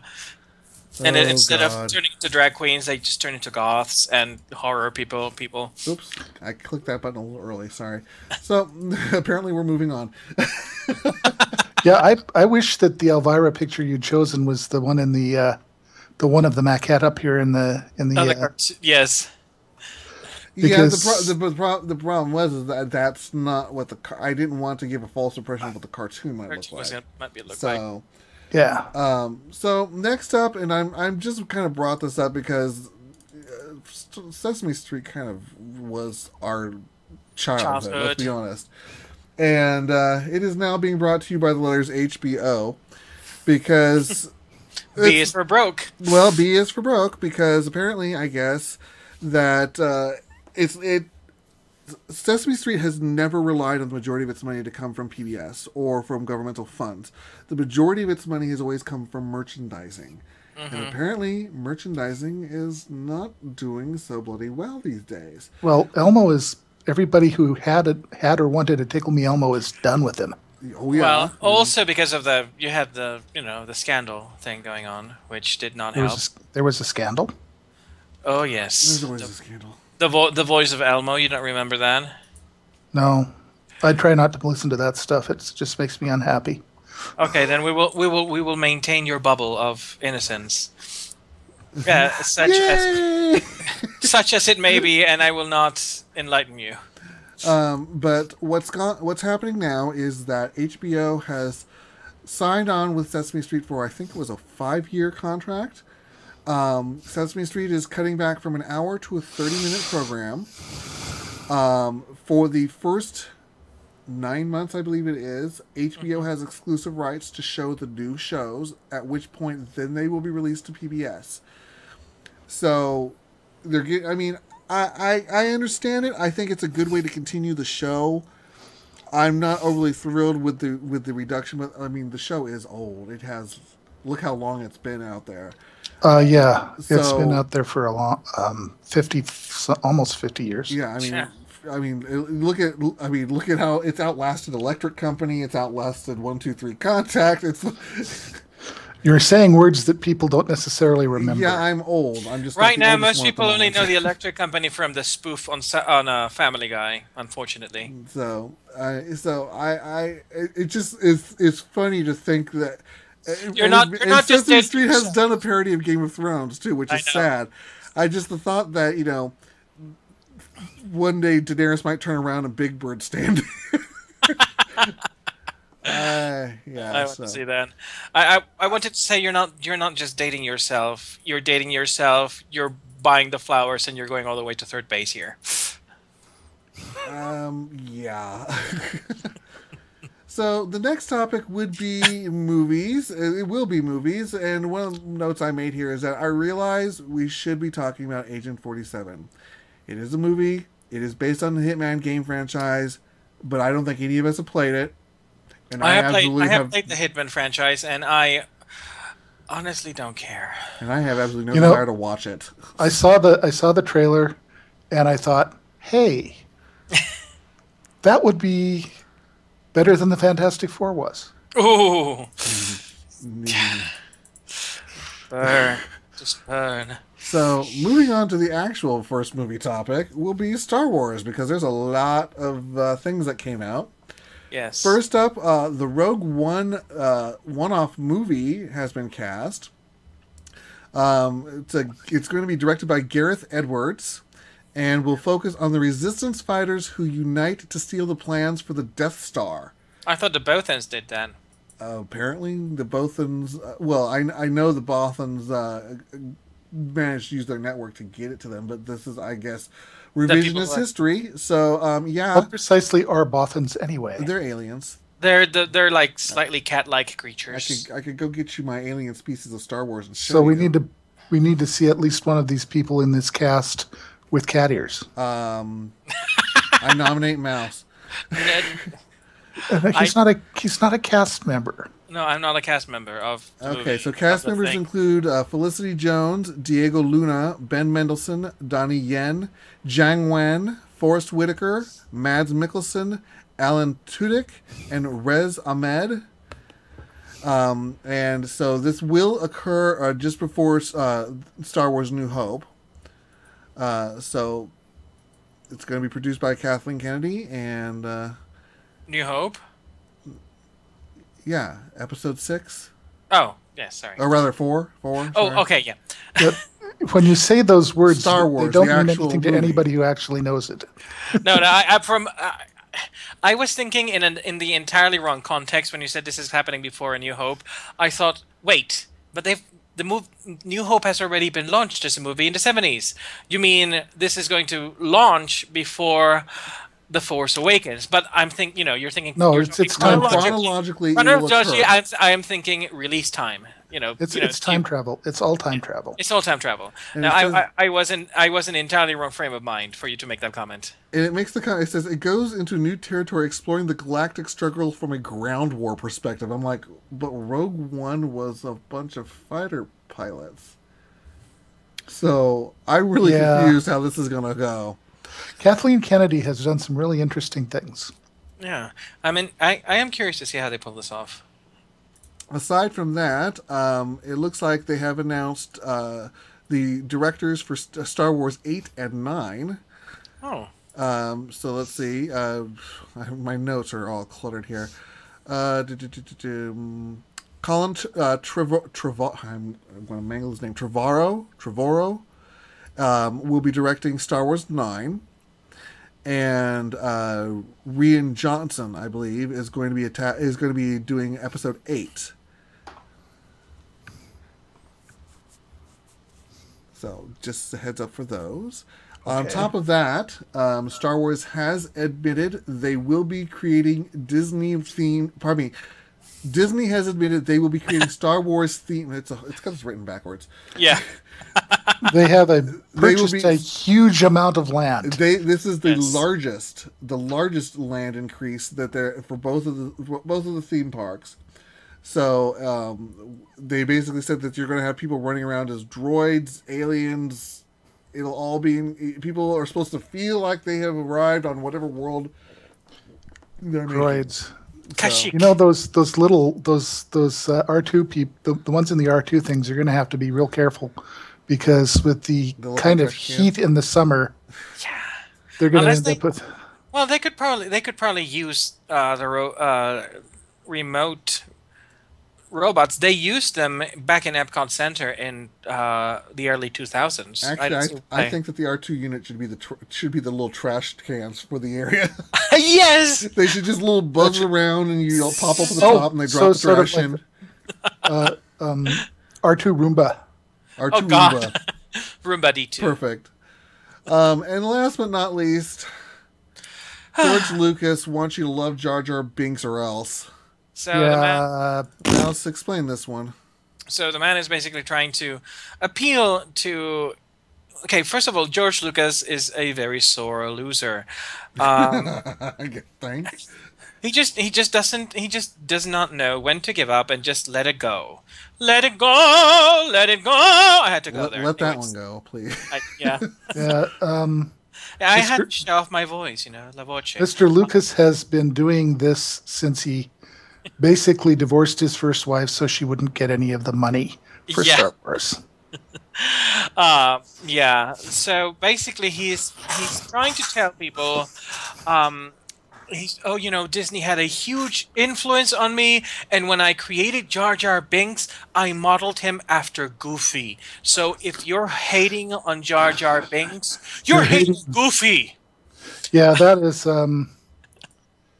except that Goofy is charming in his own adorable way, and Jar Jar Binks is not. Jar Jar Binks is a racist parody with Caribbean accent. And so now what I want to do is I want to put a picture of Jar Jar up and say, Goofy, you're doing it wrong. Yeah, exactly. The entirety of the prequels was essentially you're doing it wrong. I love this George Lucas becomes Disney legend at D3 Expo 2015, which is on the page that this spin-off comic book resources George Lucas thing. Yeah. And it shows him... It shows him looking like... He's looking like sort of the long-suffering saint explaining his dogma. Yes. Yeah, wow. He's like, I'm sorry, George. In many ways, the prequels was a way for the scales to come off the eyes of a lot of people who thought that this man was actually a good storyteller, and he is not. He is potentially a good idea man, but he is not a good storyteller. He's not a good writer, and he's definitely not a good director. Well, the part of the problem is that they went so long between the original trilogy and then the prequel trilogy that he got revisionist all over himself. And you cannot suddenly go, oh yeah, there were dewbacks and things, because he was already doing that with the original trilogy when he was adding in more. Well, we couldn't do this back in the 70s, so I decided to add it now in the 90s when I can do it with more special effects. No, stop playing with the damn movie. You're done. Yes, exactly. Don't go revisionist. If you want to be prequel, be true to your story. You already have this in your mind. You don't need to go take liberties with it. Oh, Darth Vader was a sweet little tow-headed child who was. No. Yeah, here's the thing with the Darth Vader. Back before Empire Strikes Back, Marvel Comics had the entire Oh, the Darkstorm comics. No, Uh, oh, Darkstorm didn't before exist. that's right. Before that, Marvel right? Comics had the That's license right. to create new Star Wars stories. That's right. I remember that. They created a whole bunch of stuff, and they were building up to this upcoming new movie. And they wrote this beautiful double-length, giant-sized Star Wars, which I'm sure is in a box in my storage unit somewhere. Oh, you could sell that. I may end up having to, because I will weep if I read it.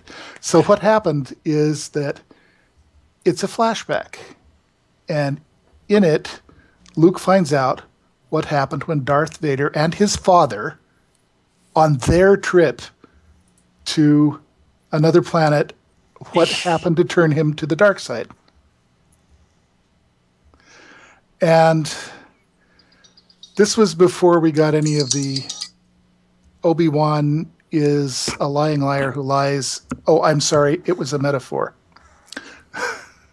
Yes. Oh well. So, realizing that Star Wars, the first movie, was cut to the bone, I can understand Lucas wanting to do, bring back some of the stuff that was cut.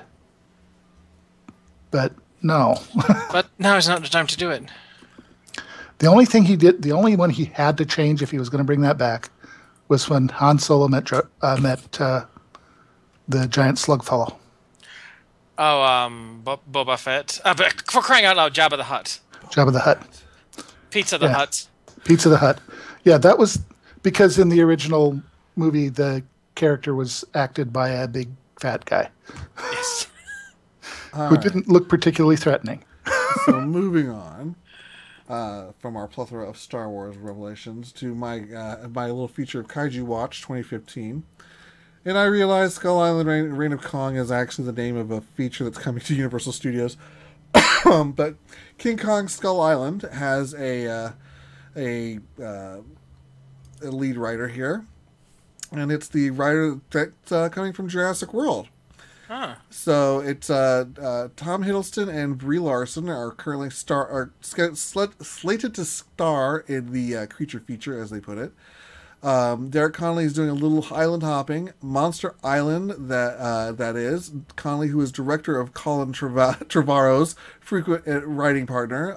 So basically, Jurassic World is giving up all of its talent to a bunch of other movies now. So he's going to be moving over to write for Skull Island, King Kong Skull Island, which I believe is supposed to start filming in October. For a 2017 release. So put that on my Kaiju Watch calendar. Shooting in Hawaii, Iceland, and Vietnam. Damn, I want to go. I want to be in that movie. But speaking of movies that Mouse probably doesn't want to be in, He-Man Yes. and the Masters of the Universe. Yes. Why? No, here's the thing. I grew up watching He-Man and the Masters of the Universe. I also saw the movie. So did That I. should have never been made.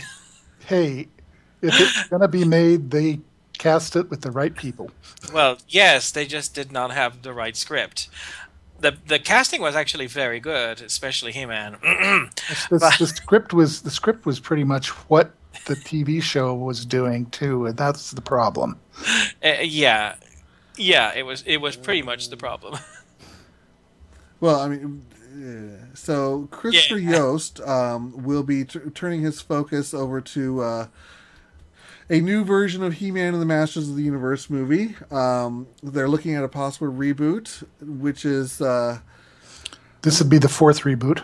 this is what's kind of got me is I'm wondering, are they going to pick up from the current comics? Because this was a comment I was making the other day, that the comics have gone off into the land of grimdark. Mm-hmm. They have really went and said, "Oh, 1980s cartoon optimism? Screw Fuck you! that. What's that? No, Wow. everyone loses." So they're stuck in the 90s now. Oh yeah, that's Doing what DC did with the New 52. This is 1990s grimdark. Oh, that's He-Man. right. DC has their fingers in this thing. Yes, they They're recently bony, horrible fingers. They recently Yes. came right out of a crossover with the He-Man and everyone invaded the DC universe and had to. Oh god, Craig Even- just mentioned that concerning this movie when it comes out, when he goes to see it, there is one song that's going to be running straight through his head throughout the entire He-Man and the Masters of the Universe movie. He's like, hey, yeah, yeah, yeah. Yes, Yes. because we know about that. Yes. We've all seen it. Stop. Now it's going to that's what's going to happen to me. Thank you, Craig. Fuck you. I'll just have to listen to the She-Ra theme song because that'll go through my head. What was the She-Ra theme song? Oh Oh yes, the thing that sounded like an attempt at aerobics music. Hey, it worked. I guess So- it would. We'll keep an eye open for that one. Aside from that, Resident Evil 6 will be the end. The final chapter in the movie franchise. Sure it will. We've been That's 5 threatened with movies that long. before, but apparently the actress who plays Jill Valentine has said unequivocally, this is the end. The story basically is not open for a continuance. I think she was talking about her career, but No, I would say she's not. When But, Mila Jovovich basically taps you and says, keep coming back for these movies, you're like, "Oh, bitch, I'll go. What do you... 7, 8, 9, 10, let's go. Yeah, when she says, nope, this is it. This is the last one. Because, I mean, how many times can you keep making... How many times can you make Alice godlike and then Godlike. reduce her power again? And then make her godlike and then reduce her power again? and the games have gotten so bad too. It just Well, doesn't. it's not even following the damn games. Let's be honest. It's Yeah. basically after you got to the first one. In my mind, I have these what if crossover universes of video games, and I would kill to see Resident Evil meet Parasite Eve. I want to see the T virus versus the mitochondria. That No. I would pay hard cash in a trilogy movie. Nobody would win in that one. No one would win, but I would enjoy the hell out of it. Evil would win. Evil would win. Yes, evil would win. And I'm sorry, Parasite Eve. If has there been a remake of Parasite Eve? Nope, there was just the 2 games. Good. If they ever decide to make, it can't be. Who is the publisher of that again? Oh, Squeenix, I think. I didn't look Squeenix? it up. I'll tell you in a second. Yeah, Square. Now Square Enix. Okay. Well, hopefully, if they ever make a remake of Parasite Eve, they should at least have a real opera singer in the soundtrack this time instead of like the Yamaha keyboard. Whatever. I mean, I'm sorry. but my still, God. I mean, it's kind of like, my classic matchup. I want to see Dante versus Bayonetta. I want to see Parasite Eve versus Resident Evil. But That's yeah. It's never gonna happen. So moving on is the trailer for Victor Frankenstein with Daniel Radcliffe and what's his face James James McAvoy. McAvoy has been released, and from watching it, it just made me think of Jack the Ripper meets Young Dr. Frankenstein. I have absolutely no desire to see this movie. It was a I disturbing want to combination. read and a not read a good way. quote from this. Igor, played by Radcliffe, Yes. says at one point as describing his job working for Frankenstein, being electrocuted, chased by monsters, and hunted by the police. That's what I do. Yes, and he's clearly not the traditional version of Igor. He's not Igor. He's the Igor who. He's Igor. He's Igor. No, He's not even Igor. It's not was Igor. Marty- It's Igor. it's Igor.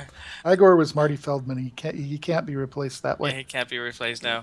No, that's- this just looks I'm sorry. This just looks awful. It looks like a train wreck. It's basically Victor Frankenstein action hero. It's like, fuck you. No. I want to They've grab already that done page that boy with the and Grims. yank. They did it with everybody else. It's like, yeah, and it passed. It passed for a good reason. It passed. This trend does not need to be resurrected. It's never stopped. Well, I'm mentally Hansel comparing and this Gretel to Witch freaking Penny Fighters is out for Dreadful. Hansel and Gretel Witch Fighters is out for is in production. Why the? Anyways, It's funny. so what? It's not funny. It's sad. It's What hilarious. It's hilarious. It's deliberately creating kitsch, knowing you're creating kitsch, but not caring. I don't quite think they know they're creating kitsch. I don't know. Oh, come I don't on. even The know if guy's they know playing what kitsch Hawkeye. is. The guy is playing Hawkeye as Hansel. You've played Hansel before. I've already seen the movie.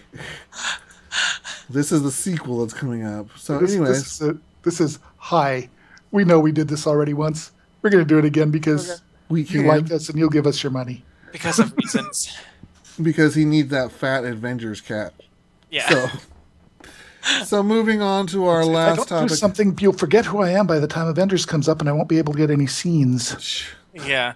Oh, before we go on to We're our not- last Okay, go ahead. onto our last topic, something that has just come up, which I want to just very briefly mention, is that Good Old Games has just put something up for in their catalog that I want to say old gamers, but that's not flattering. People who are interested in retro games and some of the greatest games in the history of gaming, especially in the early days of Dungeons and Dragons, they have just released the Forgotten Realms Archives collection. That means that right now you can buy Pool of Radiance, Curse of the Azure Bonds, Hailsfar, Secret of the Silver Bands, Pool of Darkness, Gate, which is the Savage Frontiers, and Treasures of the Savage Frontiers. You can go and get them from GOG.com. These are games that have not been available for over 20 years, and these are basically part of the golden age of computer role-playing games. These were part of what was called the Gold Box collection. And it's what kicked off a good number of computer games, computer RPG games that you know today. And they all look better than a page boy on Daniel Radcliffe. And they also have Dungeon Hack and Menzo Baranzan and the Eye of the Beholder trilogy too. So it's Menzo Baranzan. whatever, however you pronounce it. Menzo Baranzan. What is that? Okay, That's how you pronounce it. I am a native Spanish speaker, and when I saw the advertisements for these games, I had no one to tell me how exactly you pronounce a made-up name. So it's fucking Menzo Baranzan. So You do realize that he has this British accent that hides his Spanish accent. and so it would be better if I talk like this. Hello, say no. No, that's a TV accent. That's it. All right. Let's. Anyways, back on topic. Okay, so while digging around for topics for this week's episode, I kind of stumbled across this little. Totally, no one knows what the hell this is. Clearly, except I love it. Who've been preparing for the show. But this is a movie coming out in Russia called Guardians. This is their answer to the It's Avengers. actually Essentially, Defenders. The name of it is really Defenders in Russian. well, Defenders, and I'm not going to show it here, but I will try and put the link into the show notes for you guys. Watching the trailer for this, I the entire time kept thinking, if only Fantastic Four had been like this. Which is exactly what my response was. Because it was super powered body horror kind of, and it was cool, and you're like Body horror. Remember, you horror. you have it's- tongue shade. Otherwise people will get Body the wrong impression of this movie. The Someday same, when we same have- kind of the same kind of body horror that they tried to do with the Fantastic Four, It but failed. but didn't quite pull off. Well, it's because they abandoned it. Yeah, but it's because Fox went in and said, We want them to well, like their powers. we have the special effects paid for. We might as well use it, but we don't really want to do this. So yeah, I will put the link up there. I encourage you guys to watch it. Foomph has been all over the particular studio's website. They have a Facebook page which has really got some good art on it. And he's been drooling over their other movie, Mafia. Futuristic Russia is run by the mob from hell.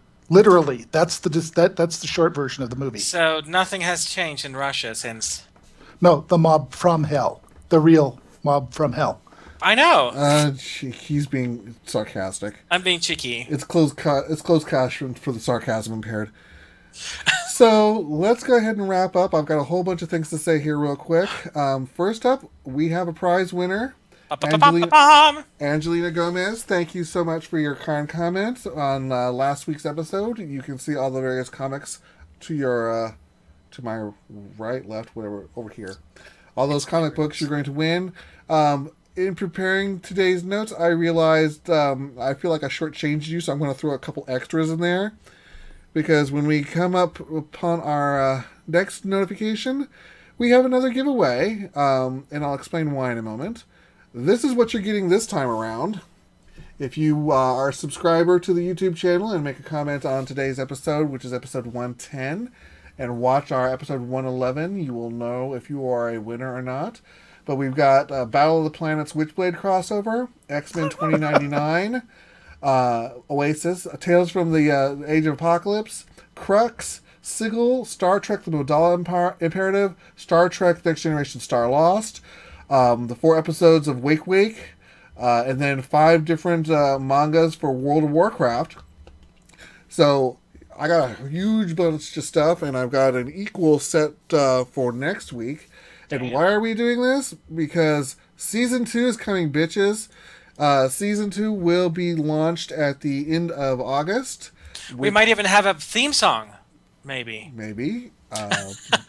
We haven't settled on anything, so we can discuss this after the fact. It's all part of that. We're trying to get more polished as we go along. So just as a heads up, if you start seeing the numbers after episode 111 suddenly takes a giant leap, that's not a giant leap. It's just the way I have to number things mentally. So that will be, once we hit season 2, the next episode of Geekamole will be 201, for example. And that's just the way I keep things in my head. Because August is the anniversary of not only the website, it's the anniversary of my personal studio. If my personal studio were my child, it would be driving and be a total terror on my insurance. But instead, it's simply exhausting. Yes. So I wanted to go over our current shows. Obviously, Geekamole. You're watching it. And just so everyone is aware, coming up during our 9/12 episode, which I think is either 202 or 203, the creators for the Quest of Glory games and the upcoming Hero U Rogue Redemption, Lori and Corey Cole, will be our guests. So that's coming up. And if you have any questions for them, send them to us. We will ask them during the interview. Absolutely. Make them relevant questions, please. Well, we're going to obviously curate, so... Obviously. Just... there are some things I don't need you to know that you're asking.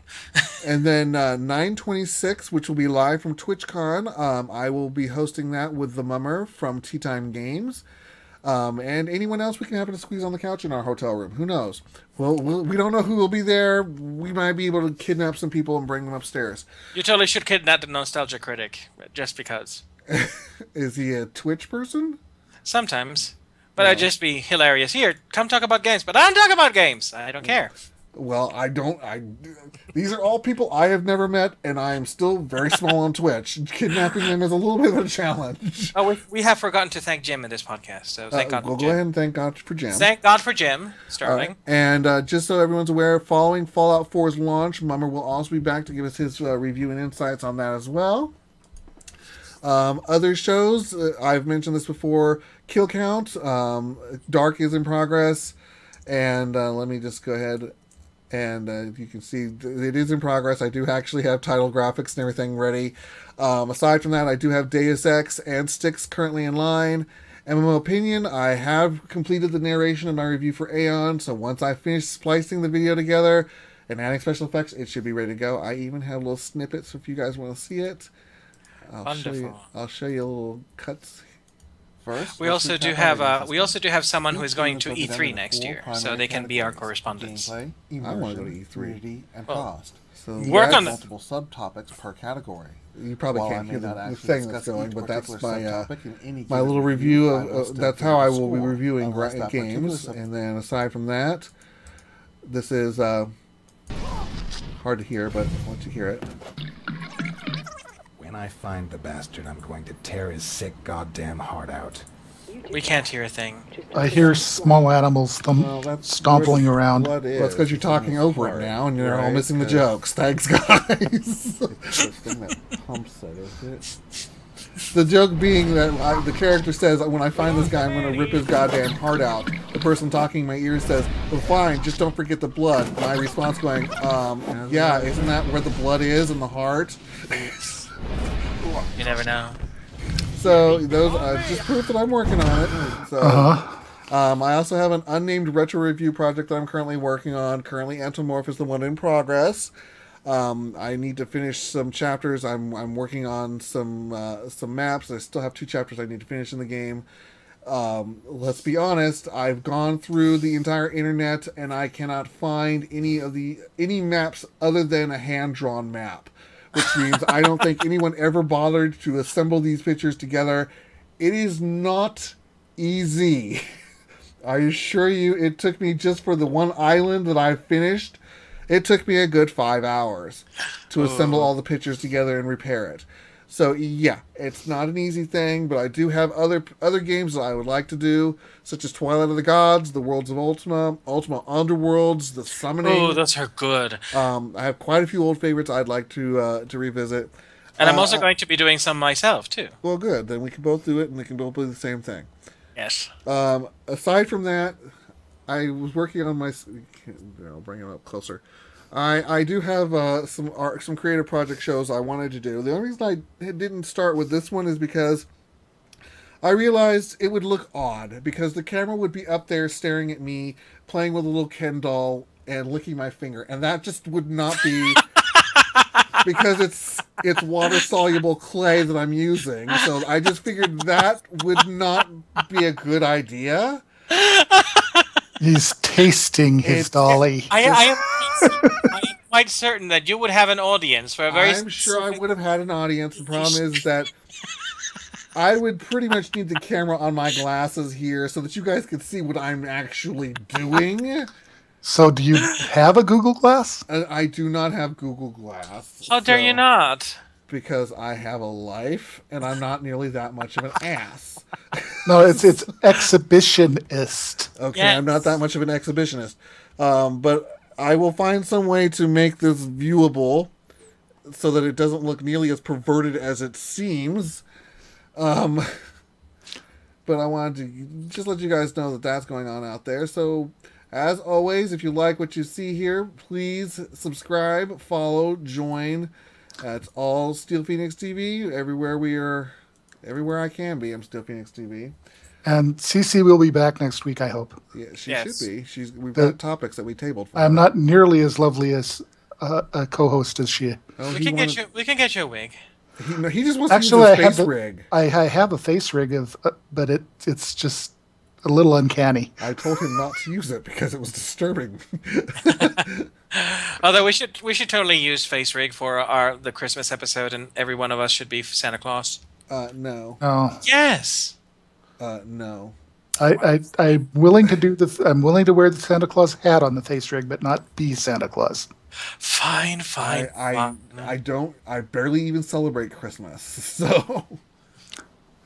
Oh, you're a Grinch. No. No. I celebrate any day people want to give me gifts. How often are people here giving me gifts? That's true.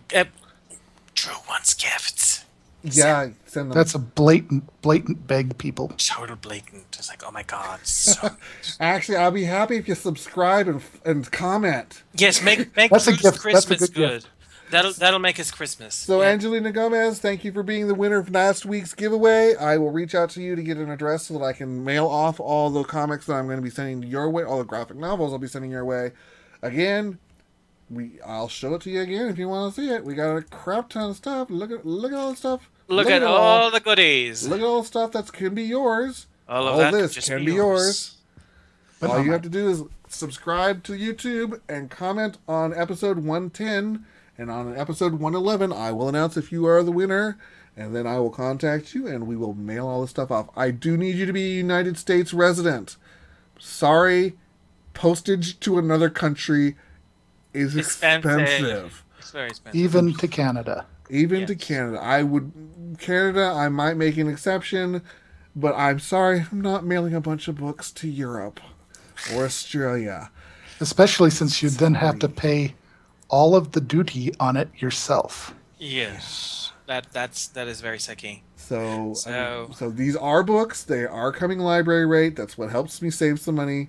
But again, I'm not making money off of this, guys. Okay, this is like my own stuff that I'm giving you Yes. to beg. I'm not above begging here. Join us. So bring your Appreciate friends. this. Come and comment. Be here for the Coles when they come to visit. Be good. Be very good Be to the good. Don't scare away my potential guests. These people are legends, so behave. Behave yourselves, or we'll silence Behave the chat yourself. screens. Yes. So, Or all right, we will send you to the EverQuest server. we'll send you to Dern something. We'll send you to Yeah. Durga. Dunder, Whatever. Dunder, Durga, so, Dojaba, whatever. whatever. Anyway. Grow hell. That's all I've got. What do you guys got? What am I doing this week? Sure, why not? I might be getting hired to teach Spanish at a language school. I have to give a mock lesson on Thursday for adults and children. So if that goes well, I will be hired as a part-time Spanish teacher, Yay! Awesome. which I will be combining with my duties as an opera singer and trying to get my comic off the ground so I can make money off of it eventually. Here's hoping. Boom. And I'm going to go into work today. I have to run some, attempt to finish setting up and running some tests, which technically I could have done yesterday, but they would have been overtime, and I'm trying to be nice to my employer. And me, I just pretty much just said everything I was going to be doing. So, if you saw it here, I was working on it. And I'll Yes. probably be drawing my, attempting to draw my characters for this tabletop game. Your villain. Or my hero. I haven't drawn the Yeah. Cheshire For Tiger. those who don't know, this is actually meant to be my character for the Heroes or the Mutants Mastermind campaign that I play on. That's him. Thursdays. On Thursdays with It's parts of him. I need to talk to you about making a Vorpal figurine. Customizing a Vorpal figurine. This is only the second one I've ever done. The other one's over there, and that's meant to be one of my City of Heroes characters. This is the first time I've ever done one this large. I've never used a Ken doll before. Okay. Do I need to take you? Yeah.